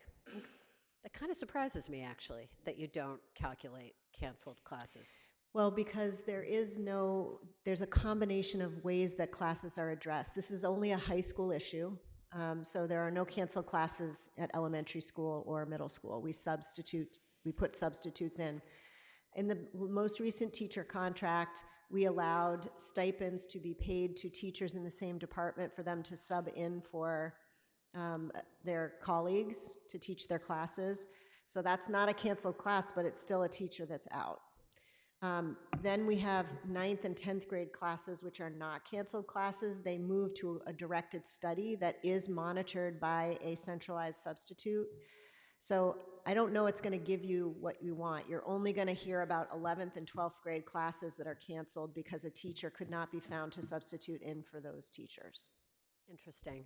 I guess I'll think more on that, about how to get at that information as time goes on. It leads into my next question. Mr. Hurley can answer another part of your question. Oh, sure. You had asked, Councilor Grossman, just about where on the substitutes. You can find it in a few places. One on what's called the by location. So we've got a section in here. Every school's got a section of by location, and you can see basically our contractual services substitute line, as well as what we call our ISS program. That stands for Instructional Support Specialists. Those are actually our staff, part of a bargaining unit with us as well. And then closer in the beginning of the book, under the contracted services, you can see kind of the gross total number for what that the outside substitute services program is as well. So you can see it broken up by school as well as a lump sum. Thank you very much. So my next question is about the next contract. Because do I have it right that next year we have a year, essentially? A year and a few months? until our contract is up. That's correct. So my first question is, how are you all thinking about that, given the very real budget pressures that we're seeing play out here? And my second question, which I think is pretty related, particularly given what we went through a January and a half ago, if that's a term, I think you all know what I mean, is what is your sense of the morale right now in the system among the teachers and the staff? I'll take this fun question. So we have our bargaining subcommittee, which is Jason, Ben, and myself. And we have been having initial meetings to understand the interests of the district so that we can come to the table with not just dollar discussions, but what we actually need to make the school system a better school system. So we're really focused on that right now. We're meeting with principals across the system to understand what they need to do their jobs better. And then Jason and I have separately been holding what we're calling office hours at every school that is just for teachers, so no school leadership, ideally. And we've gone in and we've heard a lot. We're kind of at the tail end, I think, of it. We have two more middle schools to hit. We're going to circle back at a couple places where we had lower attendance, and we're putting together patterns. But it really varies depending on where you are in the system. So our elementary school teachers, a lot of them need more planning time. Like, they just don't have enough to plan for what is a really heavy lift in curriculum. As you may know, the EL curriculum, which I think you've experienced a little bit of with your own son, is a really big, comprehensive, difficult curriculum, and takes a ton of time for teachers to plan for. So, and it takes a ton of time to execute the lessons too, and there's just not a lot of that time in the elementary school day. So we've heard that, and they also, elementary school teachers teach every subject, and so as we do this curriculum review, which we have not done in most subjects for many, many years, they're going to get hit with each of the subject areas that they have to master a new curriculum and teach it. So Jason can chime in if you want to, but this is the sort of thing we would hear from elementary school teachers. And then likewise, even at the upper levels, at the high school level, the curricular changes in math, for example, it's a really big sea change, and North and South sometimes view it differently, and getting them to come together and collaborate on it is a lot of work. And so they're also feeling like there's just a lot of change in the system. There is a huge change management underway, and that's just always hard. It's always hard. So I think that would be the main thing from a morale perspective. Although I would add that we typically hear, and I'm going to give it to you, I can tell you're like itching with an extra comment. We hear a lot of support for the vision and the direction, and then just concern over how do we get there, and how do we get there, keeping our sanity. Do you want to add on, Jason? Sorry, it's so noisy to transfer.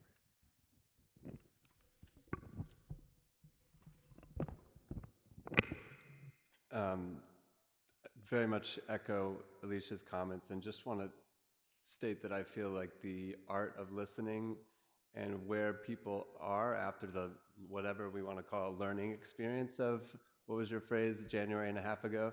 Like we, I think my maybe overly optimistic view is on all fronts, the superintendent and her team holding participative sessions with teachers, with the NTA, trying to problem solve on the issues. So the first time we're talking about it is not when the heat is super high. We've gotten a lot of really heartwarming comments simply for taking the act of going into these listening sessions for an hour in each building. And I think these small little chip shots actually add up to something pretty meaningful. So that I'm quite optimistic on that front. Well, thank you for those answers, and I think that's awesome that you've been going into the buildings and holding the office hours and the listening sessions. I don't know if that was something that was ever done before. It's the first time I'm hearing of it, and I think that is really great and important and wise.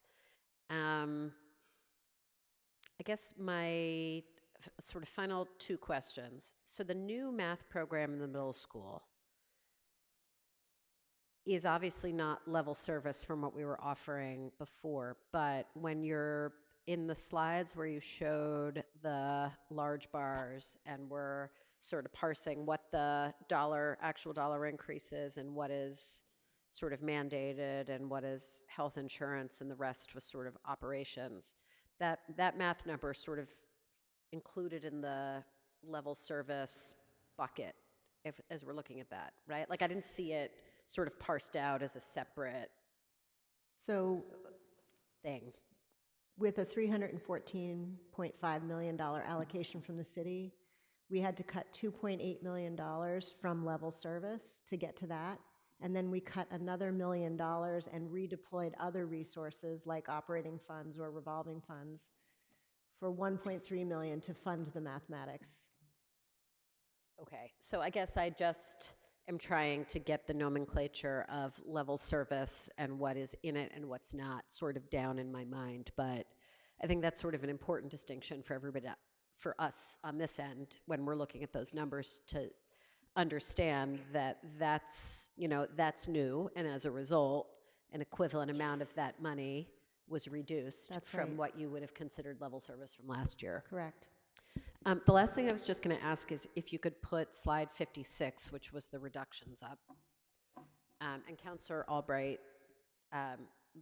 rightly started us off right at that point, because I think it's where we've all heard the most about from the community, with just questions on as many specifics as possible as to how you plan to make up for the reductions that are here, particularly reductions that are staff people who were charged with carrying out adherence and deep belief to our core values as a city, including the DEI work and the environmental and sustainability work. I was really encouraged to hear that you've all already agreed and are planning on presenting a plan in June, and I very much look forward to learning more then. We have heard from a bunch of constituents who have asked us if we can provide more details now. Are you in a position to be able to tell us more now on some of these critical reductions, what we're going to do? No, because I have to put these duties on other union members, and I am in the process of impact bargaining with those members now. Okay. I'm sure you have ideas of how it would make sense to do it, but now you have to negotiate and arrive at the nuts and bolts of how to do it. That's right. Is that fair? Okay.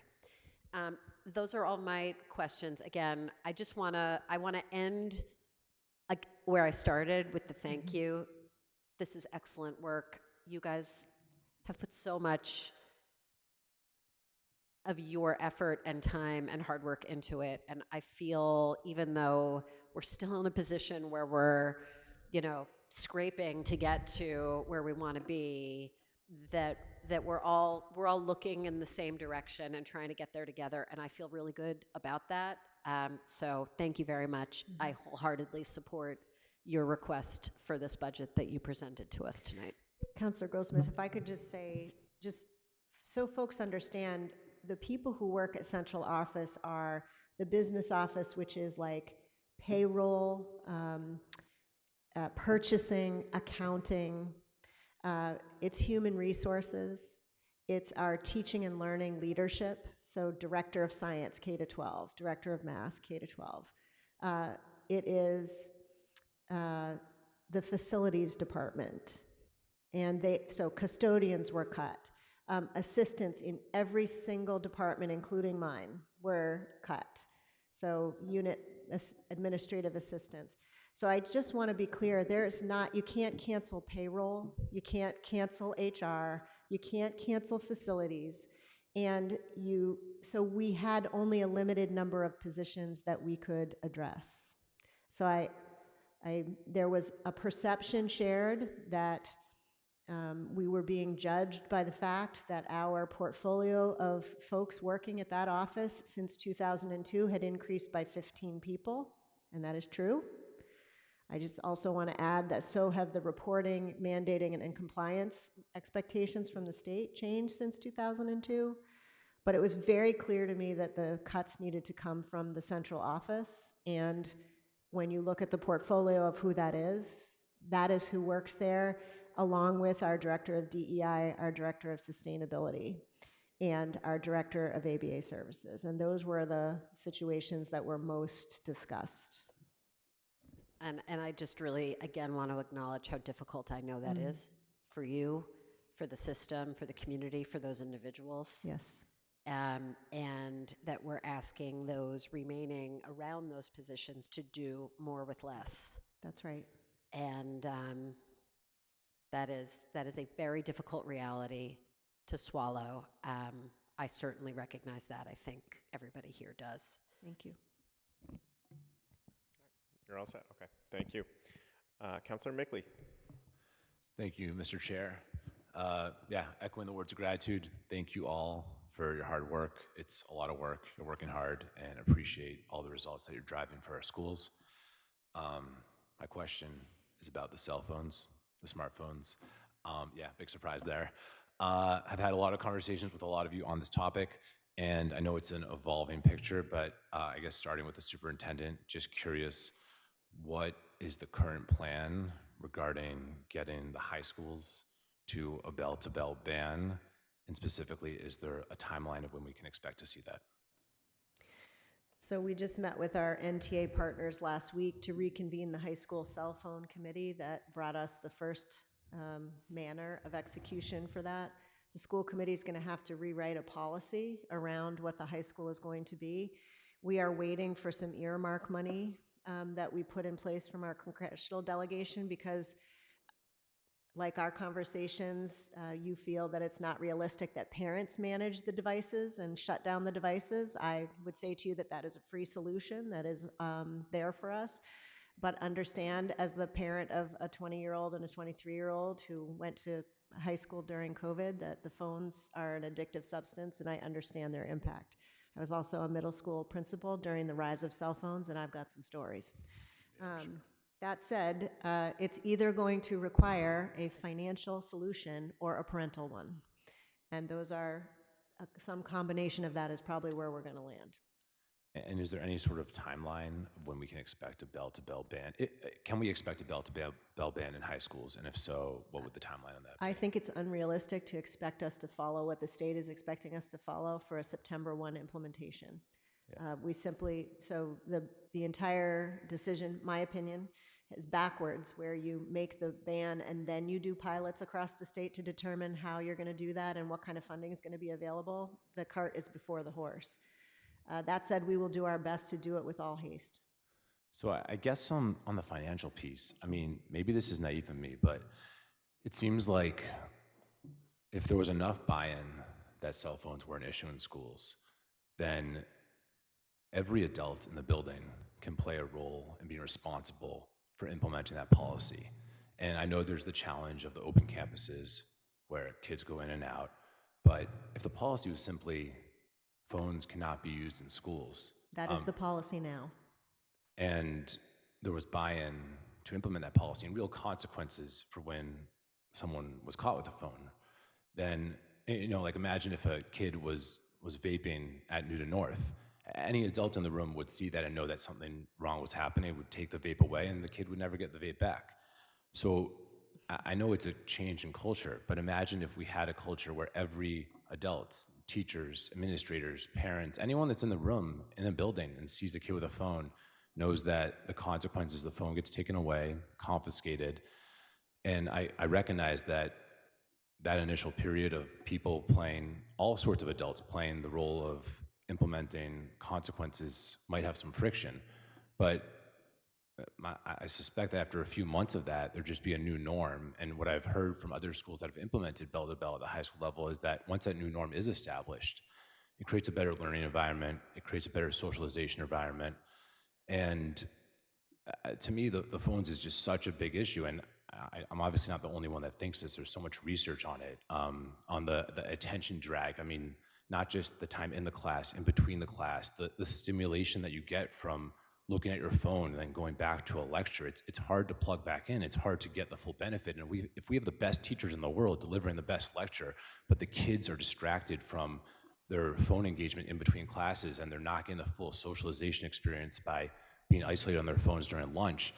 I mean, to me, it's almost like no matter what great programs and services and staff we have, it's eroding the value of those programs, or it's making us spend more money to have the same result with something we could have done with less investment. So again, like, you can challenge, you're more in the schools, all of you, than I am. So maybe what I'm saying is crazy, maybe it doesn't make sense, but to me it seems like the most obvious, almost free solution, free in terms of finances, maybe a cost in terms of people's time and energy, policing phone activity for the first few months until the norms are established.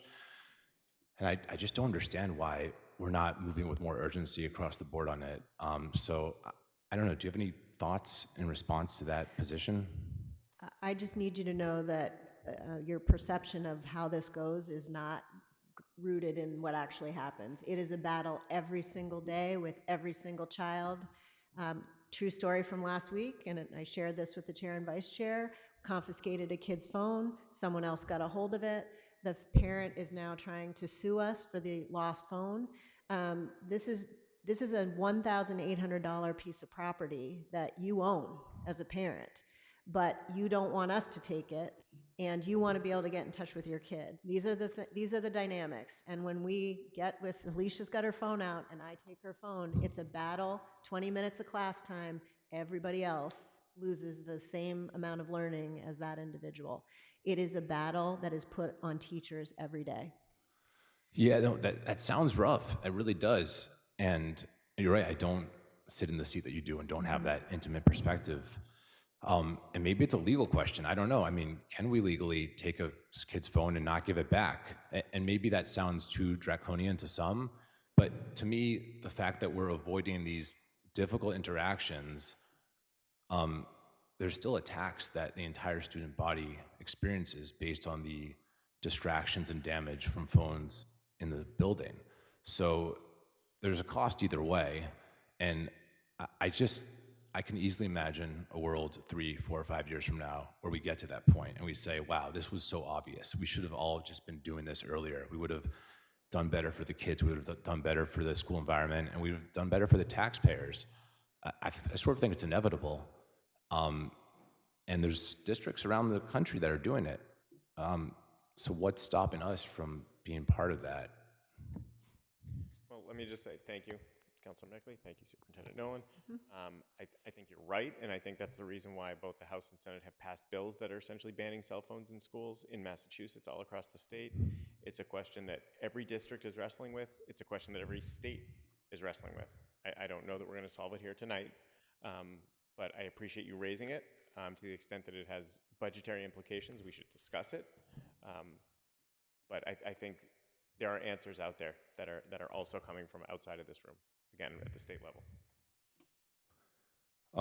Yeah, I mean, I do think it has budgetary implications because it makes the dollars that we spend less effective when phones are distracting students. But I have one other question also on the volatility of increases. There's slide 37, I think, where we talked about the challenge of increases being unpredictable. I think it was fiscal year 24, 23, where there's a 1.6% increase, and some years more. That was probably one of the lower ones.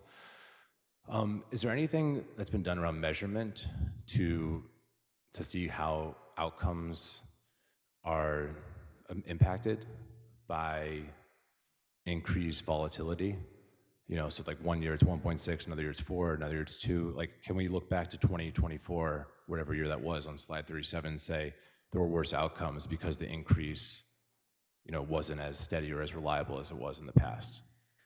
Well, the problem is that prior to 2024, we were not benchmarking student achievement in the same way and did not have common assessments to judge that. So MCAS was our predictor. And there was decreases from 22 to 25 in MCAS due to post-COVID conditions. So I don't have the historical measurement tools that I would be able to tell you the answer to that. Okay. All right, that's it. Thank you. You all set, Councilor Mickley? Yeah. Completely unsatisfied, but all set for the moment? Okay. I have Councilor Bixby, followed by Greenberg. Councilor Bixby?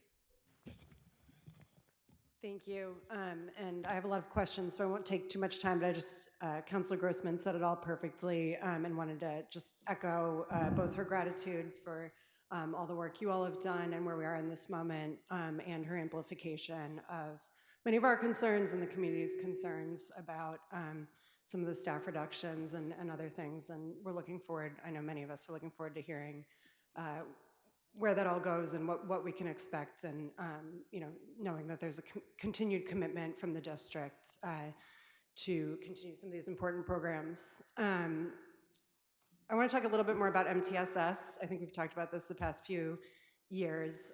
You presented tonight on what seems like some really great ROI on this. So can you just talk a little bit more about where we are this year, and how we can keep moving in this direction?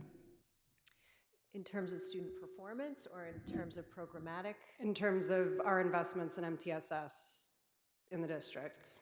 So at no additional cost to the system, over the last 2 years, we've reorganized the elementary K-5 portfolio of staff so that we could provide systematic intervention and extension in math and English language arts. We do not have that companion program yet at the middle school. So this budget will allow us, if passed, to take those first steps in math only. We still have a literacy need, and in fact, it's quite acute in terms of about 30% of students across the district are below benchmark in literacy. Now, let me refresh that number for you this spring, because I'm hopeful that we have put a dent in that. But at the middle school, for example, and our 6th graders this year are the last students who began school, kindergarten, in COVID. They look very different from folks that we have taught before. I was a middle school literacy teacher.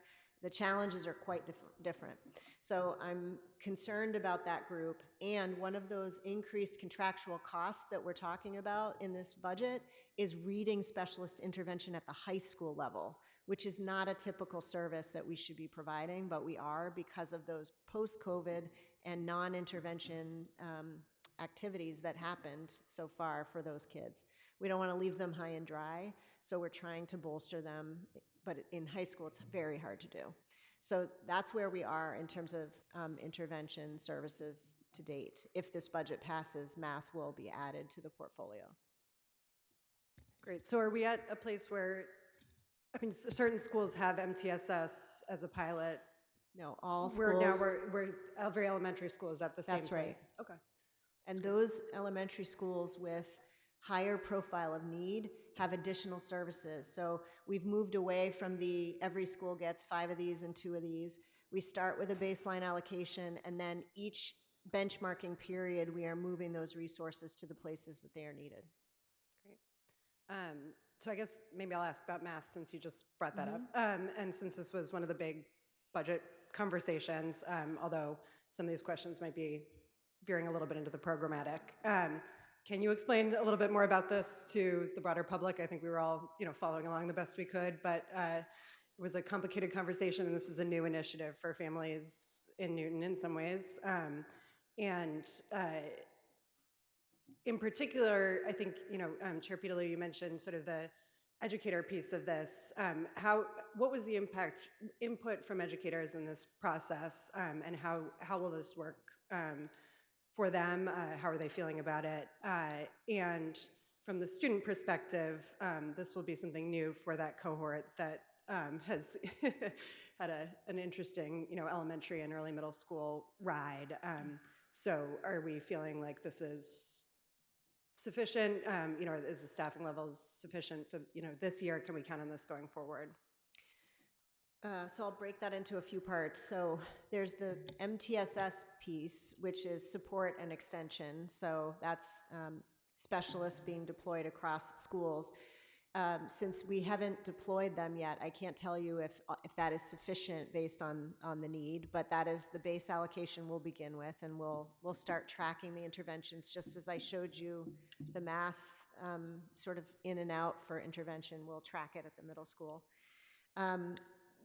The first part is a curricular piece. So we do not have a math curriculum that is a reliable curriculum K-12 or even by grade level right now. So curriculum is composed of 12 components. They are things like common assessments, a scope and sequence, a pacing guide.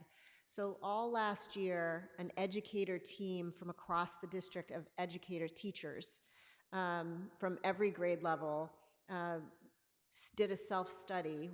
The report is out there about what are we currently doing in mathematics.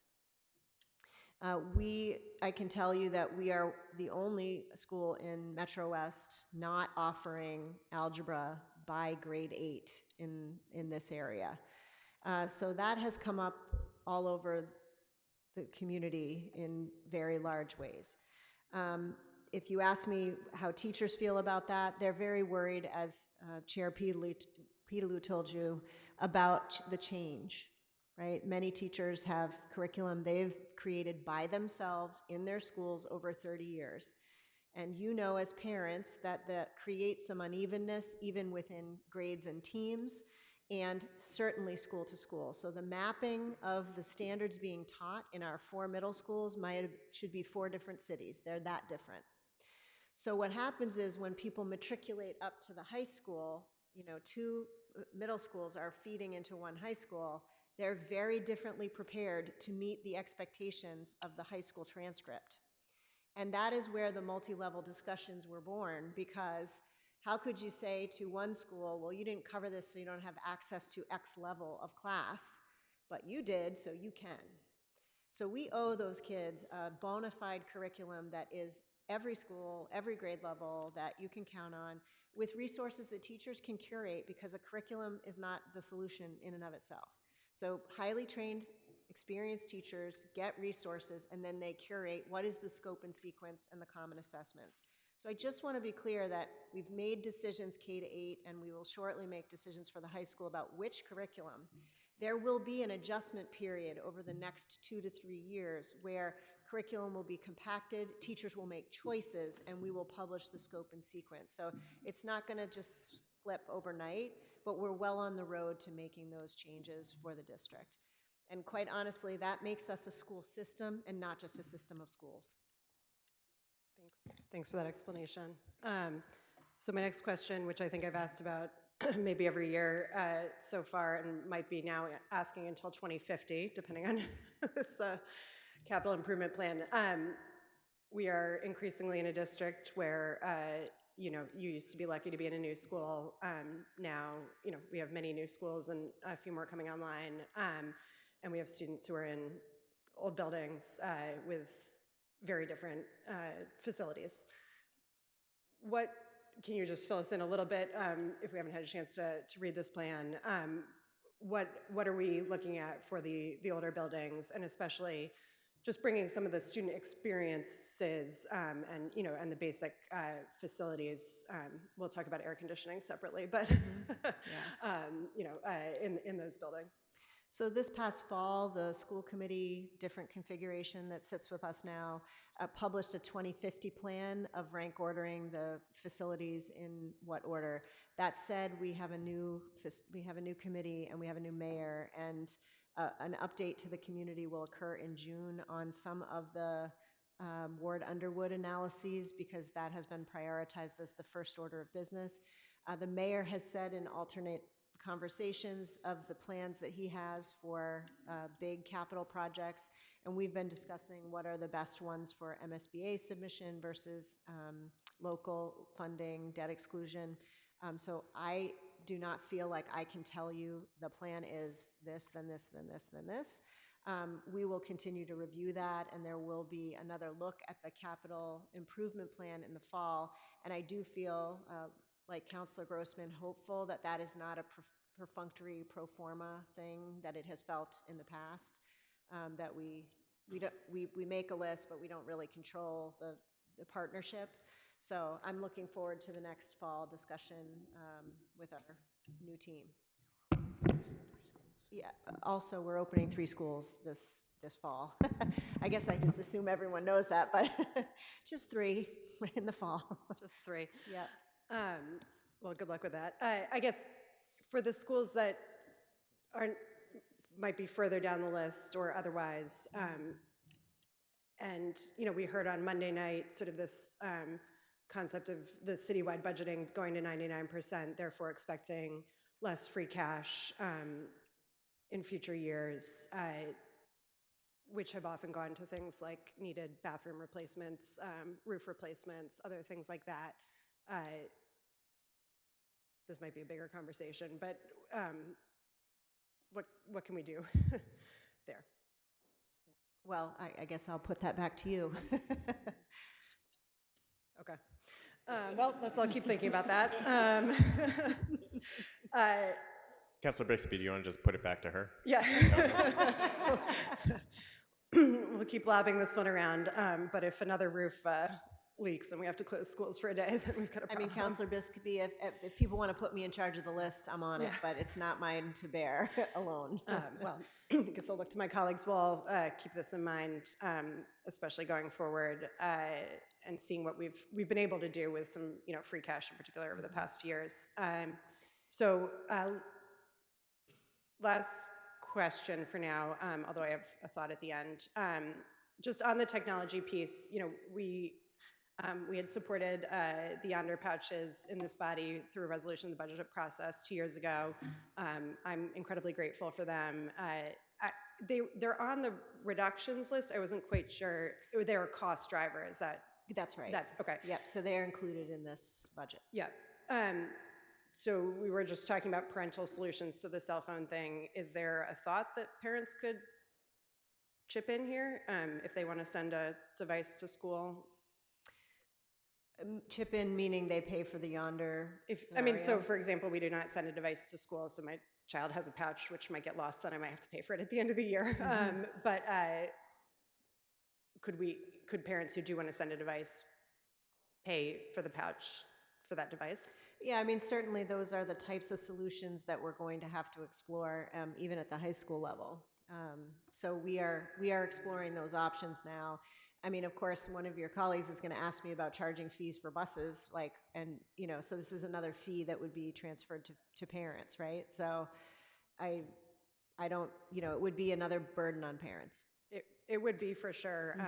I guess just from my seat and my seat only, I'd rather pay for that, the pouch, than the buses or the athletics or the many other things that we are paying fees for. So I'll leave that there for now, which will transition to me I into just want to slide say 6. again that parental controls on the phones are free. Yes, also that. Transition into slide 66, which I was grateful for, but we didn't talk about much tonight, which was how we can help. Oh, thank you. I thought maybe I was losing everyone's attention, so I didn't go Well, there. But. this seems great. So I guess just draw my colleagues' attention to it as well. And if there's any things in here you want to highlight or, you think in particular we could work together on. Yes, I appreciated the question, like, should we start an endowment of some sort? Should we have a fundraising office? We should, and I did put in the budget back in the halcyonic days of summer when I thought we were going to be able to add some things, a grant writer and development person for this reason. But with a reduced central office by 11 people, I'm not going to be able to mount a development office and any more grant writers. We have one right now, the Director of Business Operations, who also runs food service and accounts payable. So she is, wearing 3 hats already. I do want to say to you that any way that we can develop as a city a Thrive plan for revenue generation, I think that is the next step. What are the revenue plans for all of us? Also, yes, we should start an endowment for the city. I just can't personally guarantee that I can full-time fundraise because we're all wearing several hats. If I take on the role of sustainability coordinator, I can't also take on the role of development. I do want you to know that before us in the legislature is a Retirement Plus bill that is a second attempt for long-tenured teachers to be able to retire early. This is an immense relief to budgets across the Commonwealth. There are 6,000 people in the Commonwealth that could potentially take advantage of early retirement. That doesn't mean they all retire next year, so there's worry that will be like some sort of mass exodus. It's 6,000 across the entire state, so just think about that. But there are a number of folks within our district that are potentially within the next 3 years, this would accelerate their retirement in a way that our budget never could. So if you have the wherewithal to write to our delegation and support the Retirement Plus, that would be extremely helpful. So those are just some things that would be helpful today. Thanks. Thanks for your time and answering all those questions. All right, thanks, Councilor Bixby. Councilor Greenberg, followed by Charm, Roach, Maliki, and Damobed. So, Councilor Greenberg. Thank you, Chair. Thank you all, and thank you, Superintendent. I appreciate all the difficult decisions you all had to make to come up with this budget. And I agree with you, Superintendent, that what we need is more revenue. And I will commit as the city councilor that I will help make decisions to bring more revenue to the city.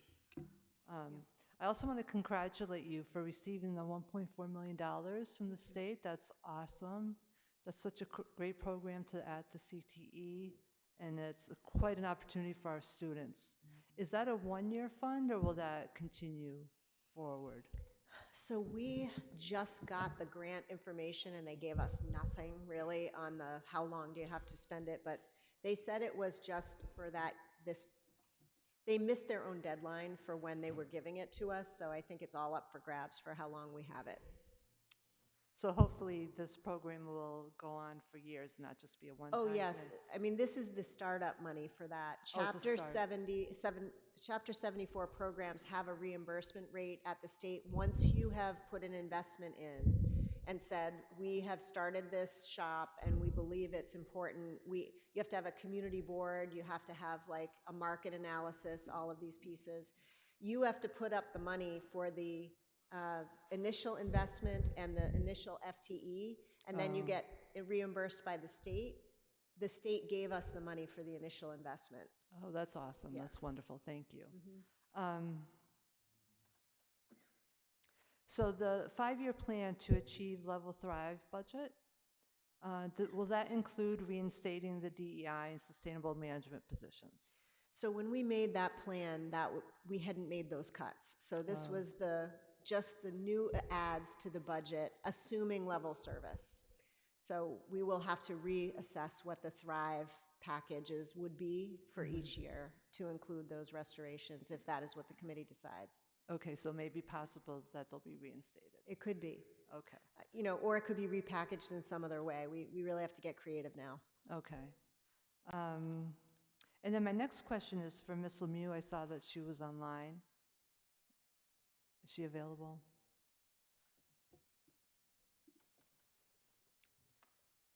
I don't see. Oh, I think she may still be there. She's still logged on to the Zoom. I don't know if she's. Yep, Ms. Lemieux is there. She's like, uh-oh. What is your question? Hi, Ms. Lemieux. So there's $4.5 million added to the school budget from the Educational Stabilization Fund. First, how much money is left in that fund?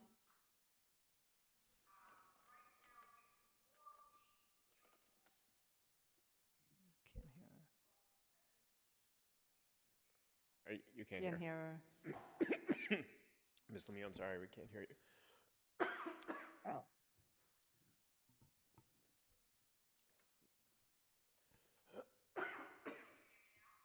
No, trying to figure that out. Yeah.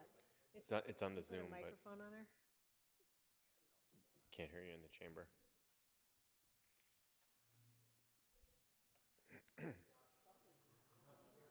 Oh, I did.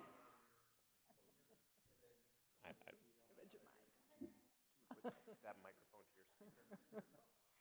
Yeah. That's funny. Let's try that. Let's go ahead. Try again, Ms. Lemieux. Say it again. Say it again. You all hear? Can you hear me now? No. Do you want to mute Miles and I'll she'll do it over here? What if I log out?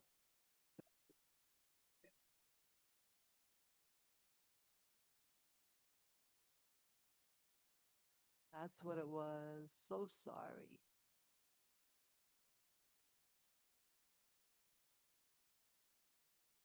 Okay. Okay, Ms. Lemieux. All right, how about now? Now I can hear you. Okay, So sorry. that's, And so the question was, what do we have in the stabilization fund now? Yes. We have about 17 point, I want to say 4, but I'm not sure exactly what the point is. But over 17 million, that's prior to us taking now this 4.5 million that we're going to support the 27 budget. So we will be probably just under 13 million when we start the fiscal year. So I was wondering what the discussion was about using another 2.5 million from that fund for the circuit breaker carryover fund gap. So what we have done is that fund in all of our projections is hopefully going to last us for another 3 years. After this year, this is the 27 budget. We're hoping to get through 28, 29, and 30, having utilized that fund. Because in a sense, the 4.5 million that we're taking from the stabilization fund is almost like another carry forward. So what we're really doing is balancing this budget with $7 million worth of one-time money, the 2.5 of the carry forward plus the 4.5 from the stabilization fund. So if we were to use the stabilization fund, we would really just be trading one problem for another. And so what we need to do is figure out how to wean ourselves off of using at least the 2.5 million in carry forward first. And then, as I said, the stabilization fund, we need to keep around for a few years while we're doing all this other weaning. But that will be gone too in, probably 3 more years. Okay. All right. I appreciate that. Thank you. I'm all set, Chair. Okay, thank you, Councillor Greenberg. Councillor Charm.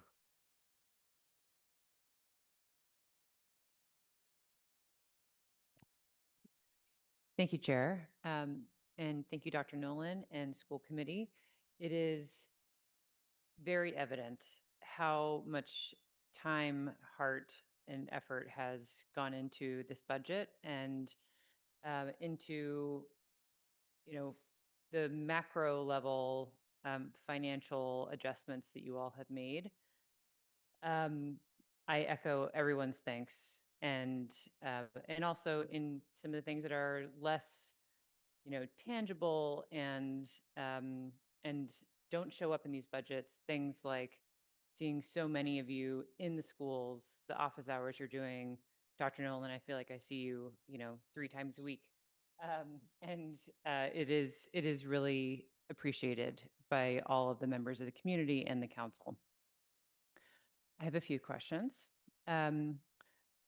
I first loved the slide about MTSS and the ROI. One of those questions through the Chair Krentzman was from me about that topic. I would love to understand a little bit about how that ROI, which you put as sort of student level attrition from needing extra support, how that translates into a financial ROI of us investing in MTSS and then getting some of the cost savings from having reduced IEPs over the next several years, because that is the bet that we are making about how to reduce some of the huge numbers of aides that we currently have. Love to hear from any of you about that. Well, I'm going to introduce you to Ben Schlesinger, who actually did a proof of concept case study for us in this manner. I'm so excited. Nice to meet you.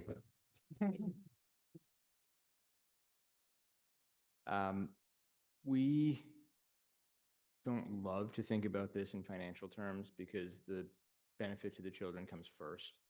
And this is an educationally net positive investment that we make. Understood. And bonus, it also saves us money over the long term. So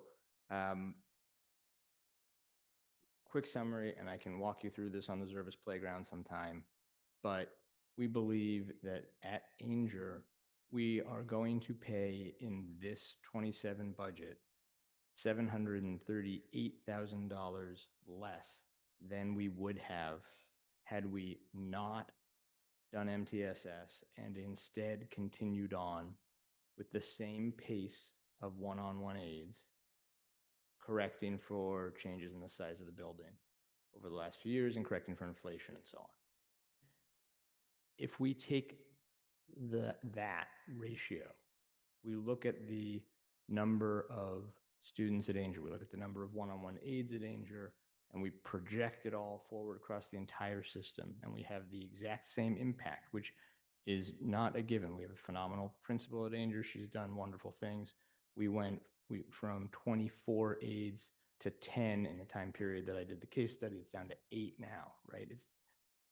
There's a heavy lift to make this happen, but the opportunity, the go-get if we do that, comes out around $3.5 million. So we're already 780,000 into that, right? And we're probably already some more into that because other schools do have MTSS getting going. But that is what we're looking at as sort of a number that we can say we're taking out in terms of one-on-one aids. Is that net of the cost that we were putting in? Yes. Yeah. So I don't want to bore everybody to death by talking about a model you can't see. But yes, it says, here's the savings via the aid reduction. That's a section of the model on top. Here's the added expense to MTSS. That's the next section. And then here's the net impact when you subtract the second one from the first one. And that is the 738. And that's 738. And then it does some normalizing for years, correcting for inflation, and correcting for time value of money. I look forward to more scintillating details on this at the Zervis Playground. But that is exciting, and I would love to see that over a multiple year rolling so we can see how that really starts to snowball in a positive way. Thank you. Second question is around the stabilization fund. Great to hear where we are in terms of roughly 13 million. I note in the report that we received that the stabilization fund is supposedly only used for MTSS and class sizes. I would love to know more about that decision. Who made that decision? How strictly we are adhering to that decision. Also, as we look now at the fact that, we are in a different, thankfully, hopefully, pension situation. We have these 2 levers. We're hoping that both of those levers are going to work out. We're going to have a little bit more breathing room, hopefully, in some of the operating budgets in the next 5 years because of some of the great work that you all have been leading. What do we think about how we are prioritizing that stabilization fund moving forward? I ask, probably know where this is going, because I think that investing in the things that represent the values of our community are also essential. And I completely agree that we want to be making sure that kids have a strong education and in-class experience. I also think that there are other things that are essential, and we have cut some of those. So I would love to have a discussion about, now that we have a little bit of flexibility, how can we be adjusting the rules that, I'm going to put in air quotes, rules, about that stabilization fund so that we can be putting our money where our priorities are.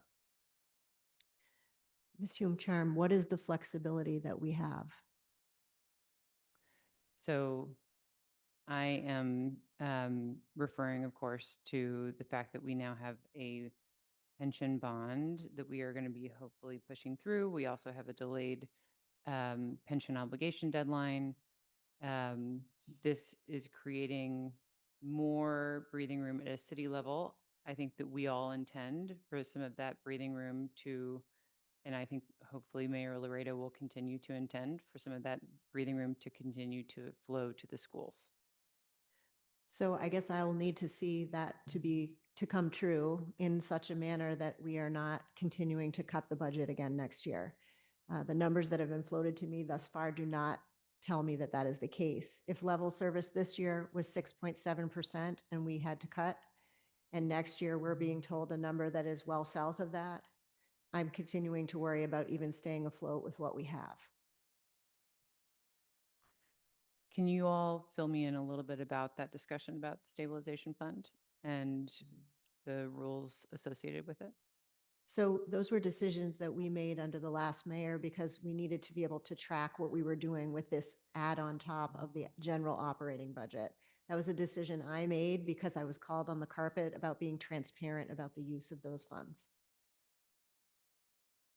So the first year of that particular fund was 6.7 social workers, which is also part of MTSS on the mental health side. It was 7 elementary teachers for MTSS services. It was 14.2 high school staff to reduce the class sizes, which were at 30 for science classes, and 3.7 NECP preschool intervention staff.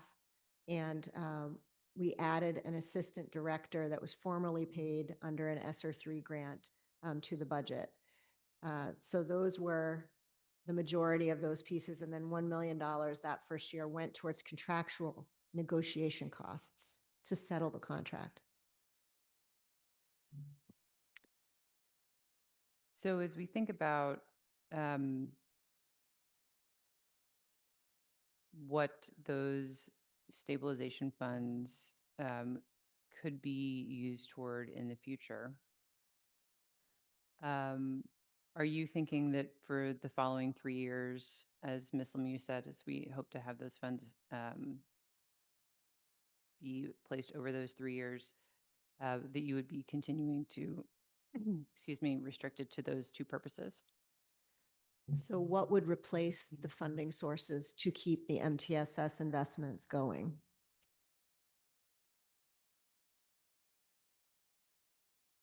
Hopefully, well,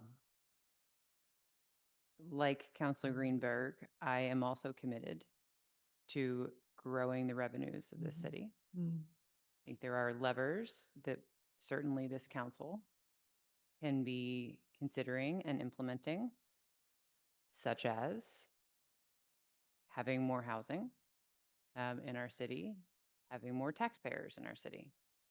That is something that I'm supportive of, and I will be trying to bring more money to the city and to the schools. In return, as we have additional resources, I would like us to be keeping, and I know that these were really difficult decisions.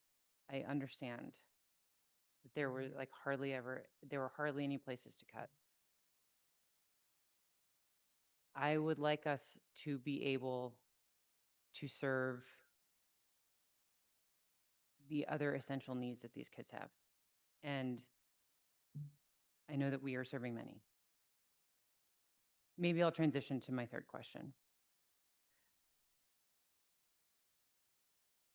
There was a recent youth risk behavior survey that was done of NPS students.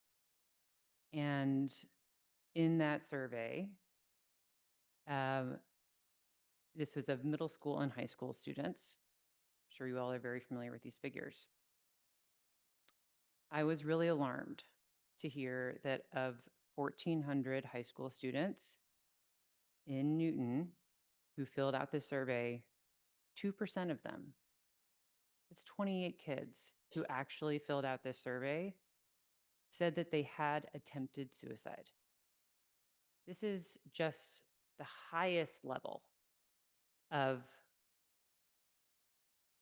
complete alarm of mental health needs that exist across the system at every age. Um, I see that we have many psychologists that are still on the books. They're still doing hard work. I'm hoping that you can, I understand we have impact bargaining to do. Please help me understand how we are going to not step away from from the needs that those kids have. I will be listening to the report that you come back to in June as you're addressing this, DEI and mental health and sustainability and the other things that were cut. This need is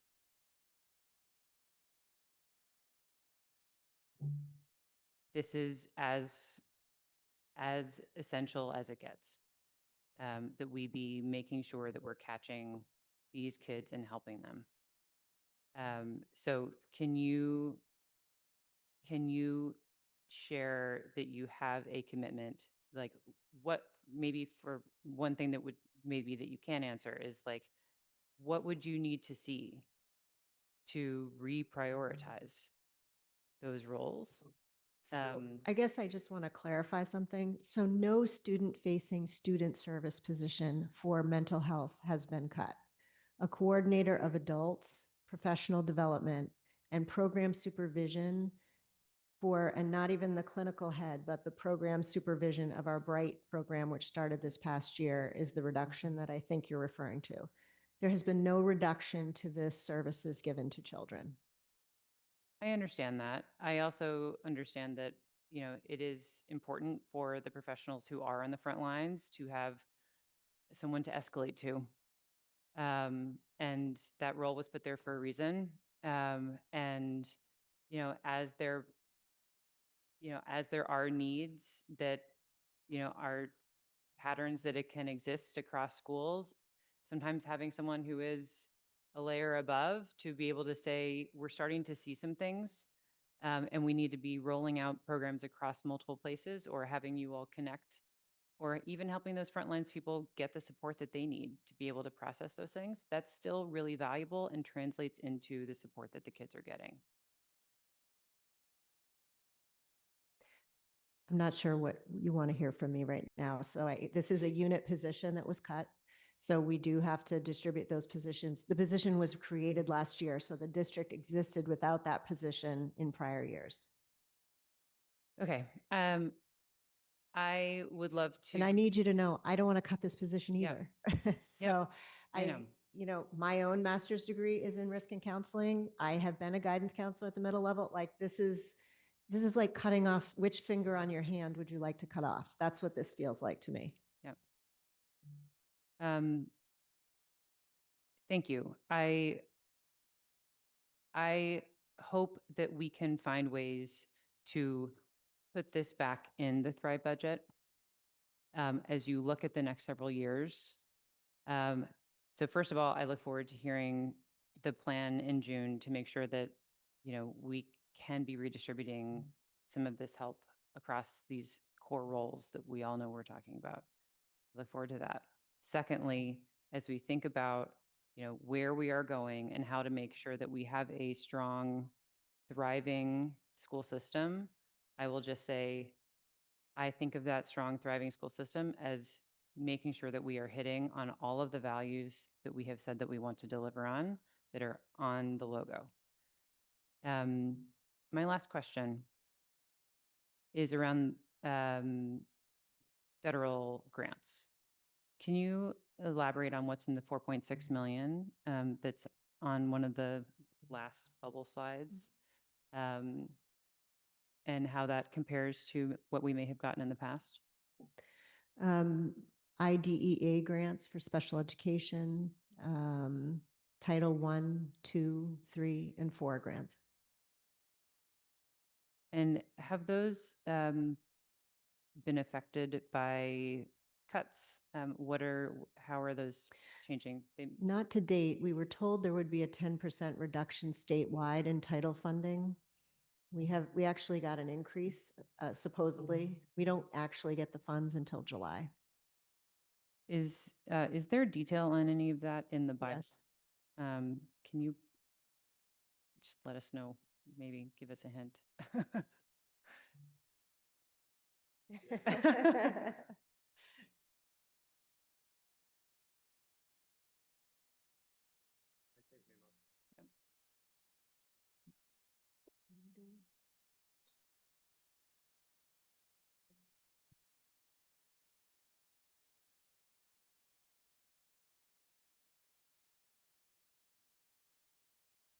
And the state resources, have those also been stable?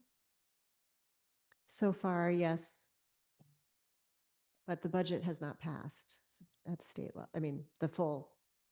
The final state budget won't pass until end of June. Usually right before June, after July 1st. Starts on page 126, and you've got very detailed information going back a number of years, state grants, federal grants, private grants, all that detail is right there. Also, I did email all of these things to you this morning, so you have it in an email from me. Thank you. Great. Thank you very much. I will look through those in more detail. I'm all set. All right, Councilor Roach. So this is a very technical discussion, and I'd like to be very vibey. This whole conversation, and as all of you in the room know, this is my first budget season. This is just making me incredibly sad.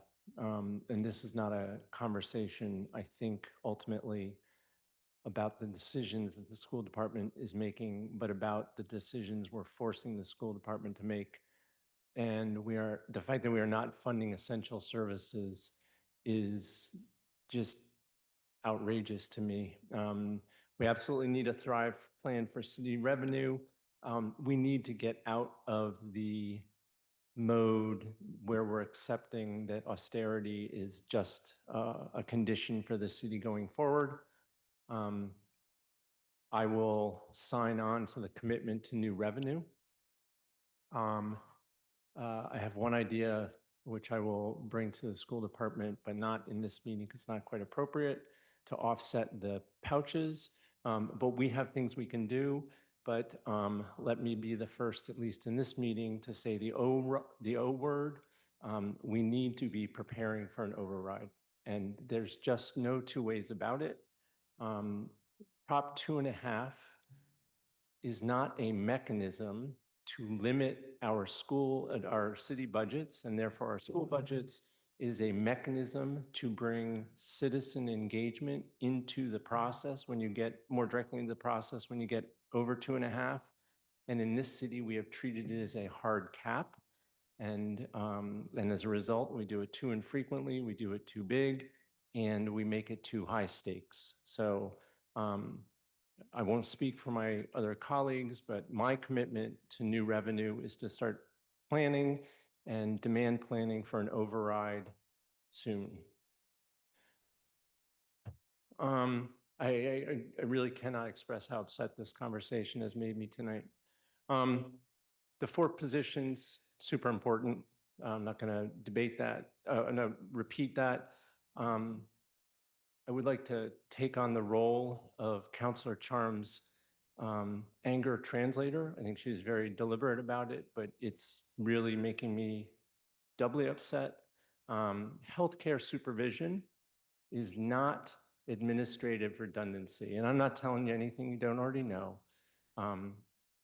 Frontline workers need resources, they need support, they need the kind of answers that supervisors with experience and contacts have that provide those services. So, and I realize you weren't trying to minimize the role, but the fact that they're not directly engaged with students does not mean that they do not have a direct outcome, a direct influence on the student outcomes. 28 kids admitting to having committed attempted suicide, or whatever that means, multiples of that have done it, thought about it. We all know that. I do not want to accept this as a foregone conclusion. I appreciate the offer, Dr. Nolan, to bring us a plan, but that offer accepts that that's a foregone conclusion and the budget is not set, and I'd like to do everything we can to restore that money. I think 3 years may be too long. A wind down of the education stabilization fund, excuse me. There's a movie, Primal Fear. Richard Gere is a lawyer. He turns to his client and he says, "Have you been saving for a rainy day?" It's raining. It is raining. Let's run this thing down to provide essential services. If we need money in year 3, we got to find it, and we know how to do it. Okay, shifting gears. It is completely bonkers, 100% nuts that we are charging students to take the bus. It is radically in opposition to our climate goals. It contributes to traffic. It is a safety and health concern for our students. This is unacceptable. This is not, I think, a school decision to be made. It is a city decision that we need to make to fund the school budget adequately to allow for free buses. There's an important distinction to be drawn between fees for pouches and fees for buses. With regard to pouches, we would be charging parents in a way that would discourage them from providing their children with $1,000 phones. You give your kid a $1,000 phone, $500 phone, there's a, whatever it is, fee associated with it. That is consistent with our policy objectives. Charging students, families to take the bus is 180 degrees opposite of our policy aims. So we have to be very careful about drawing a distinction between those fees where we're discouraging behaviors and those fees where we're encouraging behaviors. Delighted to hear that you're exploring the compostable utensils issue. I believe that the money is there and that can help pay for some of those 4 things. Look forward to continuing the conversation, and we just have to bring more to the table. Thank you. Thank you, Councilor Roach. Councilor Maliki. Thank you. First, I just wanted to make sure I understand something. Is the difference between, let's see, temporary substitute teachers and temporary staffing, is it that the substitute teachers are the short term for when somebody's sick and the other is long-term absences? So we've reduced substitute teachers because I think you said fewer people are getting sick and. Yeah, there's short-term absences, there's substitutes that are daily substitutes, and then they're called ISS. They are staff who we deploy for different reasons across a particular building. Okay, and that's up because of people taking advantage of That's right. the better benefits. Yeah, okay. Well, they're not taking advantage, they're taking their benefited Right, leave. right. I noticed there's a substantial reduction in interns. Is that intentional, and is that sort of, are those the kind of the pool of where our future teachers could come That's from that right. we're losing? That is intentional, and it was one of those reductions required to meet the budget gap this year. And yes, that is our pipeline of future teachers. Yeah, so if we had not reduced it, we would have had enough, would have had the same number of people wanting to student teach here. I mean, they don't all stay and teach here, but Yeah. we do hire quite a few Yeah. teachers from that pool. Yeah. So it wasn't that they weren't interested in coming to New York? No. Yeah, okay. You sent us a sheet on the offsets from the revolving funds, and I was a little confused by the column heading. Is where FY26 and FY27 budgets say offsets, did we just start using them as offsets in these 2 fiscal years, or is it basically just a continuation of This is the same practice? hold on, let's just, we'll just pull up the document if Okay. you don't mind.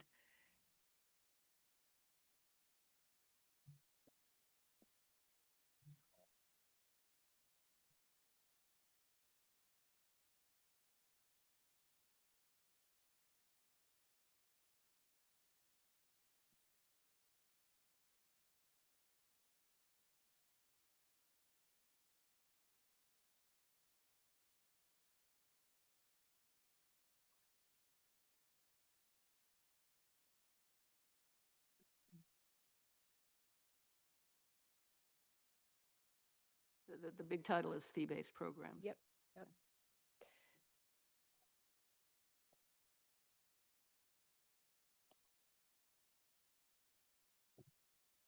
So you're asking one more time? So the FY '26 and FY '27, that's sort of the same type of number as the 4 fiscal year actuals. The column heading, calling it offsets, just confused me. Was there something different? Yeah, they've about- been used as offsets previously, Okay. yes. And on the specific items, I was curious, NSHS student parking has dropped. Is that because fewer students want to drive to Newton South, which I guess would be a good thing? From here, right here, to here.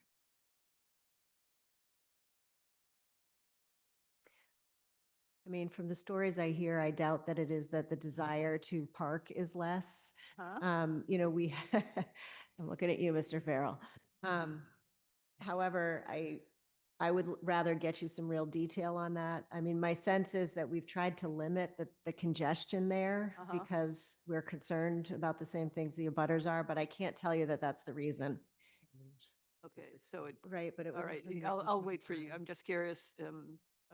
I mean, this year it went from 58 proposed to 60,000 next year. Yeah, but it had been. It had been. Had in been FY 100, '25, yeah. 100,000. There was one year, yeah. Just track that. Liam apparently knows. Sorry, there was 1 year, there was $100,000 in 25. I need to investigate that. I think that may be a carry forward number there. That when we put that number has been consistently in the mid $50,000 range, so it really hasn't changed. That FY '25 number, let me double check that. Oh, okay. So it's not like student driving patterns have changed. Not significantly, no. Students park, and this parking is only at this is student parking at Newton South only. And on the elementary instrumental, is this another sort of irregularity because we're down a lot from the FY '25 actual, and is that any change in the number of students who are taking Yeah, music let me classes? take a look. That looks, it's just a rounded number there, so. Yeah, this may be a combination of elementary, we've got a couple of elementary music programs. We may have lumped that into the all-city, into that, in terms of that program. So let me take a look. Okay, all right, and I agree with Councilor Mickley about concern about cell phone use, and I think if you can afford $1,000 phone, you could have the parent afford to pay for the pouch, but I sympathize with the enforcement because the YMCA can't keep people from using their phones in the locker room, and I read on Facebook recently somebody talking about how kids in Newton are putting old phones they don't use in their yonder pouches. So I wish you luck. Thank you. Thanks, Councilor Maliki. Just want to remind folks that we're trying to get to a vote tonight. It is 10 o'clock. That is not to limit anything anyone else has to say or any of the questions or anything like that. I just want to make people aware of the time. Councilor Damobed, followed by Councilor Albright. Thank you, Mr. Chair, and thank you, Superintendent Nolan and the school committee for being here. I will try to be brief. First, I want to echo everyone's gratitude and share that while the situation we find ourselves in is depressing and saddening, as Councilor Roach alluded to, it is very impressive and inspiring to see the level of care and thoughtfulness that you all are putting into this work. So thank you for that. And in particular, I'm very impressed with whoever makes your graphics. Superintendent Nolan, your slides look great. Um, You just made my night. Thank you. is it you? Yes. Oh, did I Well, stop? me and some AI friends. Gotcha. Okay. Well, great. So you've led into my first question, which is that I was actually surprised. I'm no big fan of this topic, but I'm surprised that we haven't heard a conversation about AI yet, and fail to plan, plan to fail, all that.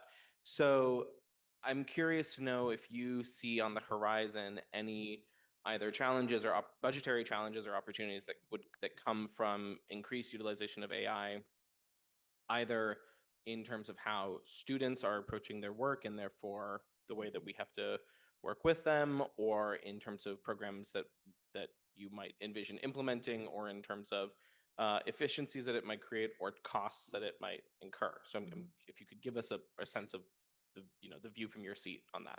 So I actually set my own professional practice goals around which the school committee will evaluate me on an exploration of AI in our field. So it's a 2-year goal.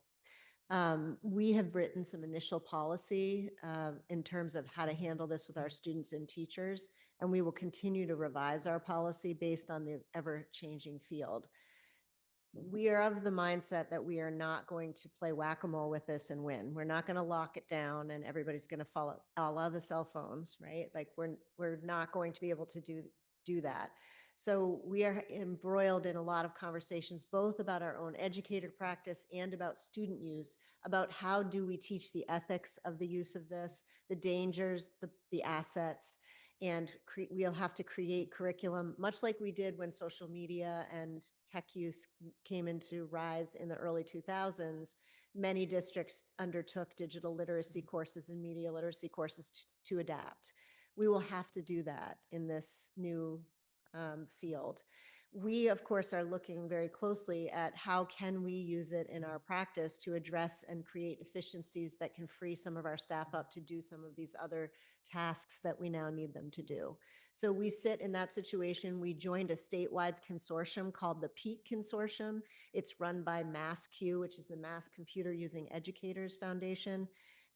Luckily, one of our directors of humanities is the president of that organization, and we are getting lots of professional development for our staff so that we are not caught flat-footed at this moment. Great, thank you. That's really good to hear. So that was the softball. The next, I actually won't ask you about EV buses and about bus fees, because I actually would like for us to have that as a combined conversation in the future and see how we can explore efficiencies that could get us to our goals there. I share some of the concerns that have been expressed, as I think everyone in this room knows, about how these cuts that we're assuming at this point reflect our values and the challenges that introduces. I hear you when it's like asking which finger are you cutting. I know that your plan is coming in June for this, and we all look forward to that. One issue there is that presentation is scheduled for a night when we have council. And I think there are many of us who would like to be able to be part of that conversation. So if we could figure out how we can be part of that conversation, that would be wonderful. I'm curious to know if you have a sense of the associated risks, and those might be budgetary risks, right? In that you might have fewer students or more special health or mental health needs associated with some of these cuts, and what, how are we thinking about those, and what is the plan for how to address them? So I just want to say again that the student-facing positions are still intact. What is being taken away is a department head position that coordinates the professional development. So we have to work with the NTA to say who will take on those responsibilities, so there is no break in student experience. So the adults will have a different experience. So we have to find who the other people are who will be taking on those challenges. That's good to hear. I mean, it's good to hear that there's not a student-facing risk. I'll say that it kind of does bring me to my next question about what might the future of reinstating those positions look like. And so I would hope that the school committee would consider this as a priority in a long-term strategy for our Thrive budget, because I know from personal experience, I have been the person that has held the DEI responsibilities or those responsibilities. And I know that when you take that highest level sort of prioritizer away and you diffuse those responsibilities into everybody else's workload, they can carry it for a time, right? But the attrition, the way that that it wears on you, it leads to burnout. It's a difficult thing to take on something else. And we might be able to, we have great people that can carry it for a year or two, perhaps, but I think eventually, if we care about those things, they need to land back in someone's responsibility, an individual's responsibility matrix. So I would ask that the school committee, that you really consider how we prioritize that in the long term. And I'll say that I'm on team revenue generation with a lot of folks. And I think that tonight's conversation really illustrates something important. You have was it 2.5, a $2.5 million difference. That's a fairly small percentage of your budget. It's a huge percentage of another department's budget. And I think that as we are looking at what do those kinds of numbers start to mean across our city, I see a clear line, and I actually shared this in the civic spotlight that I did the other day. There's a line between revenue and every individual student's classroom experience, right? And that, to me, that line in this economy goes through economic development and housing. And how do we create tax revenue? And so how do we create housing that creates revenue that improves our schools and makes us better able to serve our students and serve more students better? So just letting you know, I'll be there with you in the trenches on revenue generation. And I just want to thank you all again. Thank you. You're doing really good and hard work, so thanks. All right, we're getting there, folks. I think we have one quick question from Councillor Albright. I have a question, but I have to start by saying, and I think this is faint praise, if my colleagues think that this year is depressing, you ain't seen nothing from the last 3 years. So this is way different from that. I understand it's not perfect, but it's certainly much better than we've had in the last several years. I wanted to just return for a second to the substitute teachers issues. Sure. So I think I saw that there's a cut of $151,000 in that line item. Did I mix that? I think I saw that in the charts this morning. Well, so we budgeted the full additional million that we know that we have spent. We are going to try to reduce that spend by another $100,000 through absentee strategies and management of our contracts. So when we had, I was glad to hear the answer that you gave earlier, that there's a stipend, I think you said, for other people in the department to fill in. So that was something I didn't know, and I'm glad to hear that. But during I think it was back in the days of the teacher's contract, parents were all talking about, one of the issues that they were upset about was substitute teachers in the high school. Yes. And how kids' classes were being canceled. And I guess there's been a lot of talk about all of these cuts that you've made in the central office. I'm concerned about the cut for the substitute teachers.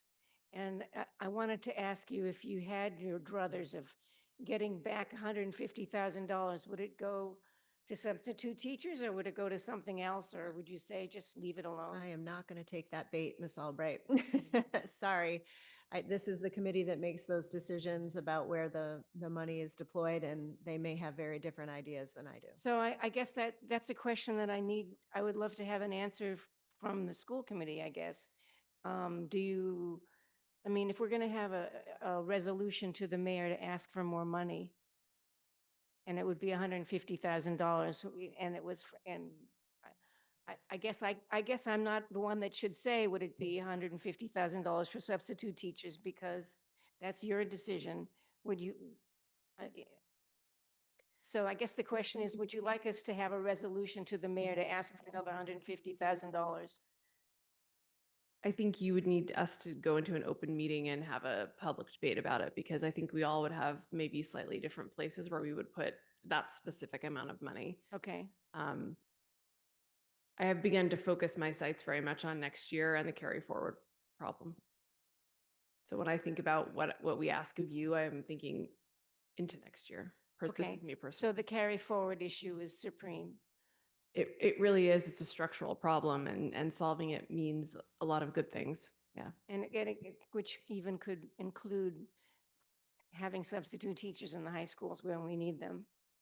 It's, you know, the substitute, this is be me speaking as a non-educator, it's tough to have a substitute teacher in AP physics. Like there's not somebody that can necessarily cover that. And so I think that was part of the reason we didn't have substitute teachers in the high school, that in many cases, if it wasn't a, you know, person in their department that gets the stipend to go teach the class and knows what's being covered, it's not necessarily an effective thing to have a sub. And so the class was canceled. I think that combined with the budgetary constraint is sort of where that originated. You can tell me if I'm wrong. But that's why it's tricky at the high school level. So what's odd about that answer is that when I went to high school and when my kids went to Newton High School, and we all of us, the whole family went to Newton High School, we didn't have we didn't have a physics teacher that didn't show up for 3 classes and needing a substitute. So it's a new problem that you're dealing with, and I don't know what the solution is, but canceling classes doesn't feel like the right solution. So I don't have any answers for you. That's for you to figure out. Yeah. And I'll leave You're it at not wrong. that. I don't, but I feel like it's the carry forward problem that's supreme to you guys. To me. Thank you. I won't speak for everyone else. Thank you, Counselor Albright. I can say that when I was a student at Newton South High School, it very much felt like the right solution to cancel class. Counselor Baker. Mr. Chairman, I think it's late and I'd like to move the straw vote that we approve the amount in the budget. I just want to say I respect and understand the concerns of colleagues about specific issues, but that's what we have the school committee to make decisions for. And our role is very limited in this context. We can ask for the money, or rather vote for the money that the mayor has recommended, but we cannot create new revenue.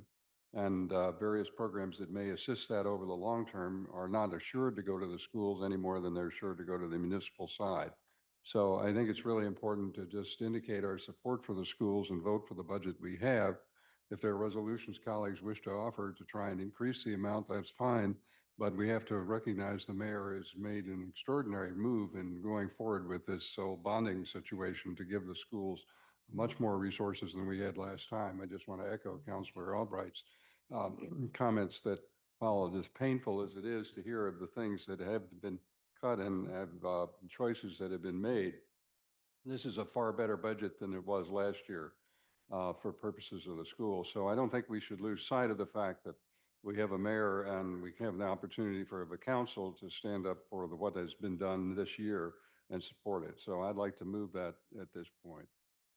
All right, so Counselor Baker has moved for a straw vote in support of a budget of $314,574,126 for the school department and approval of the CIP and supplemental CIP school department items, correct?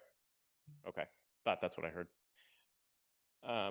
So I'm about to take a vote. I want to just very quickly But say please that. point out the chair paid attention in school and actually did better. Just want to very quickly say that I also appreciate the extraordinary work that went into this budget, the extraordinary work that went into explaining this budget, the unbelievable work that went into making some really difficult but reasonable choices with the cards that you were dealt. And from what I heard tonight, I really also appreciate the proactive work that you're doing on collective bargaining. I think that's going to pay huge dividends in the end. So thank you for that. I think that's extraordinary work. Any discussion on the motion for a straw vote in programs and services? All right, programs and services. All those in favor, please say aye. Aye. Any opposed? One opposition, Councilor Mickley. Any abstentions? Okay, that is 7-1 in programs and services. And having been recognized by the chair, I'd like to move approval in finance. Oh, well, thank you very much. I assume that you are making a motion, Counselor Krinsman, for a straw vote to accept the school department's budget of $314,574,126, the supplemental CIP and the CIP. I think that's what I heard, right? That's exactly what I said, yeah. Excellent. We have a motion in finance. Do we have any discussion on the motion before we vote? Seeing none, all those in favor, please say aye. Aye. Any opposed? Counselor Mickley's opposed. Any abstentions? Okay, we've got our vote. Thank you. That concludes our work for this evening. So barring any other business, I hear a motion to adjourn. All those in favor, say aye. Great. We are adjourned. Thank you.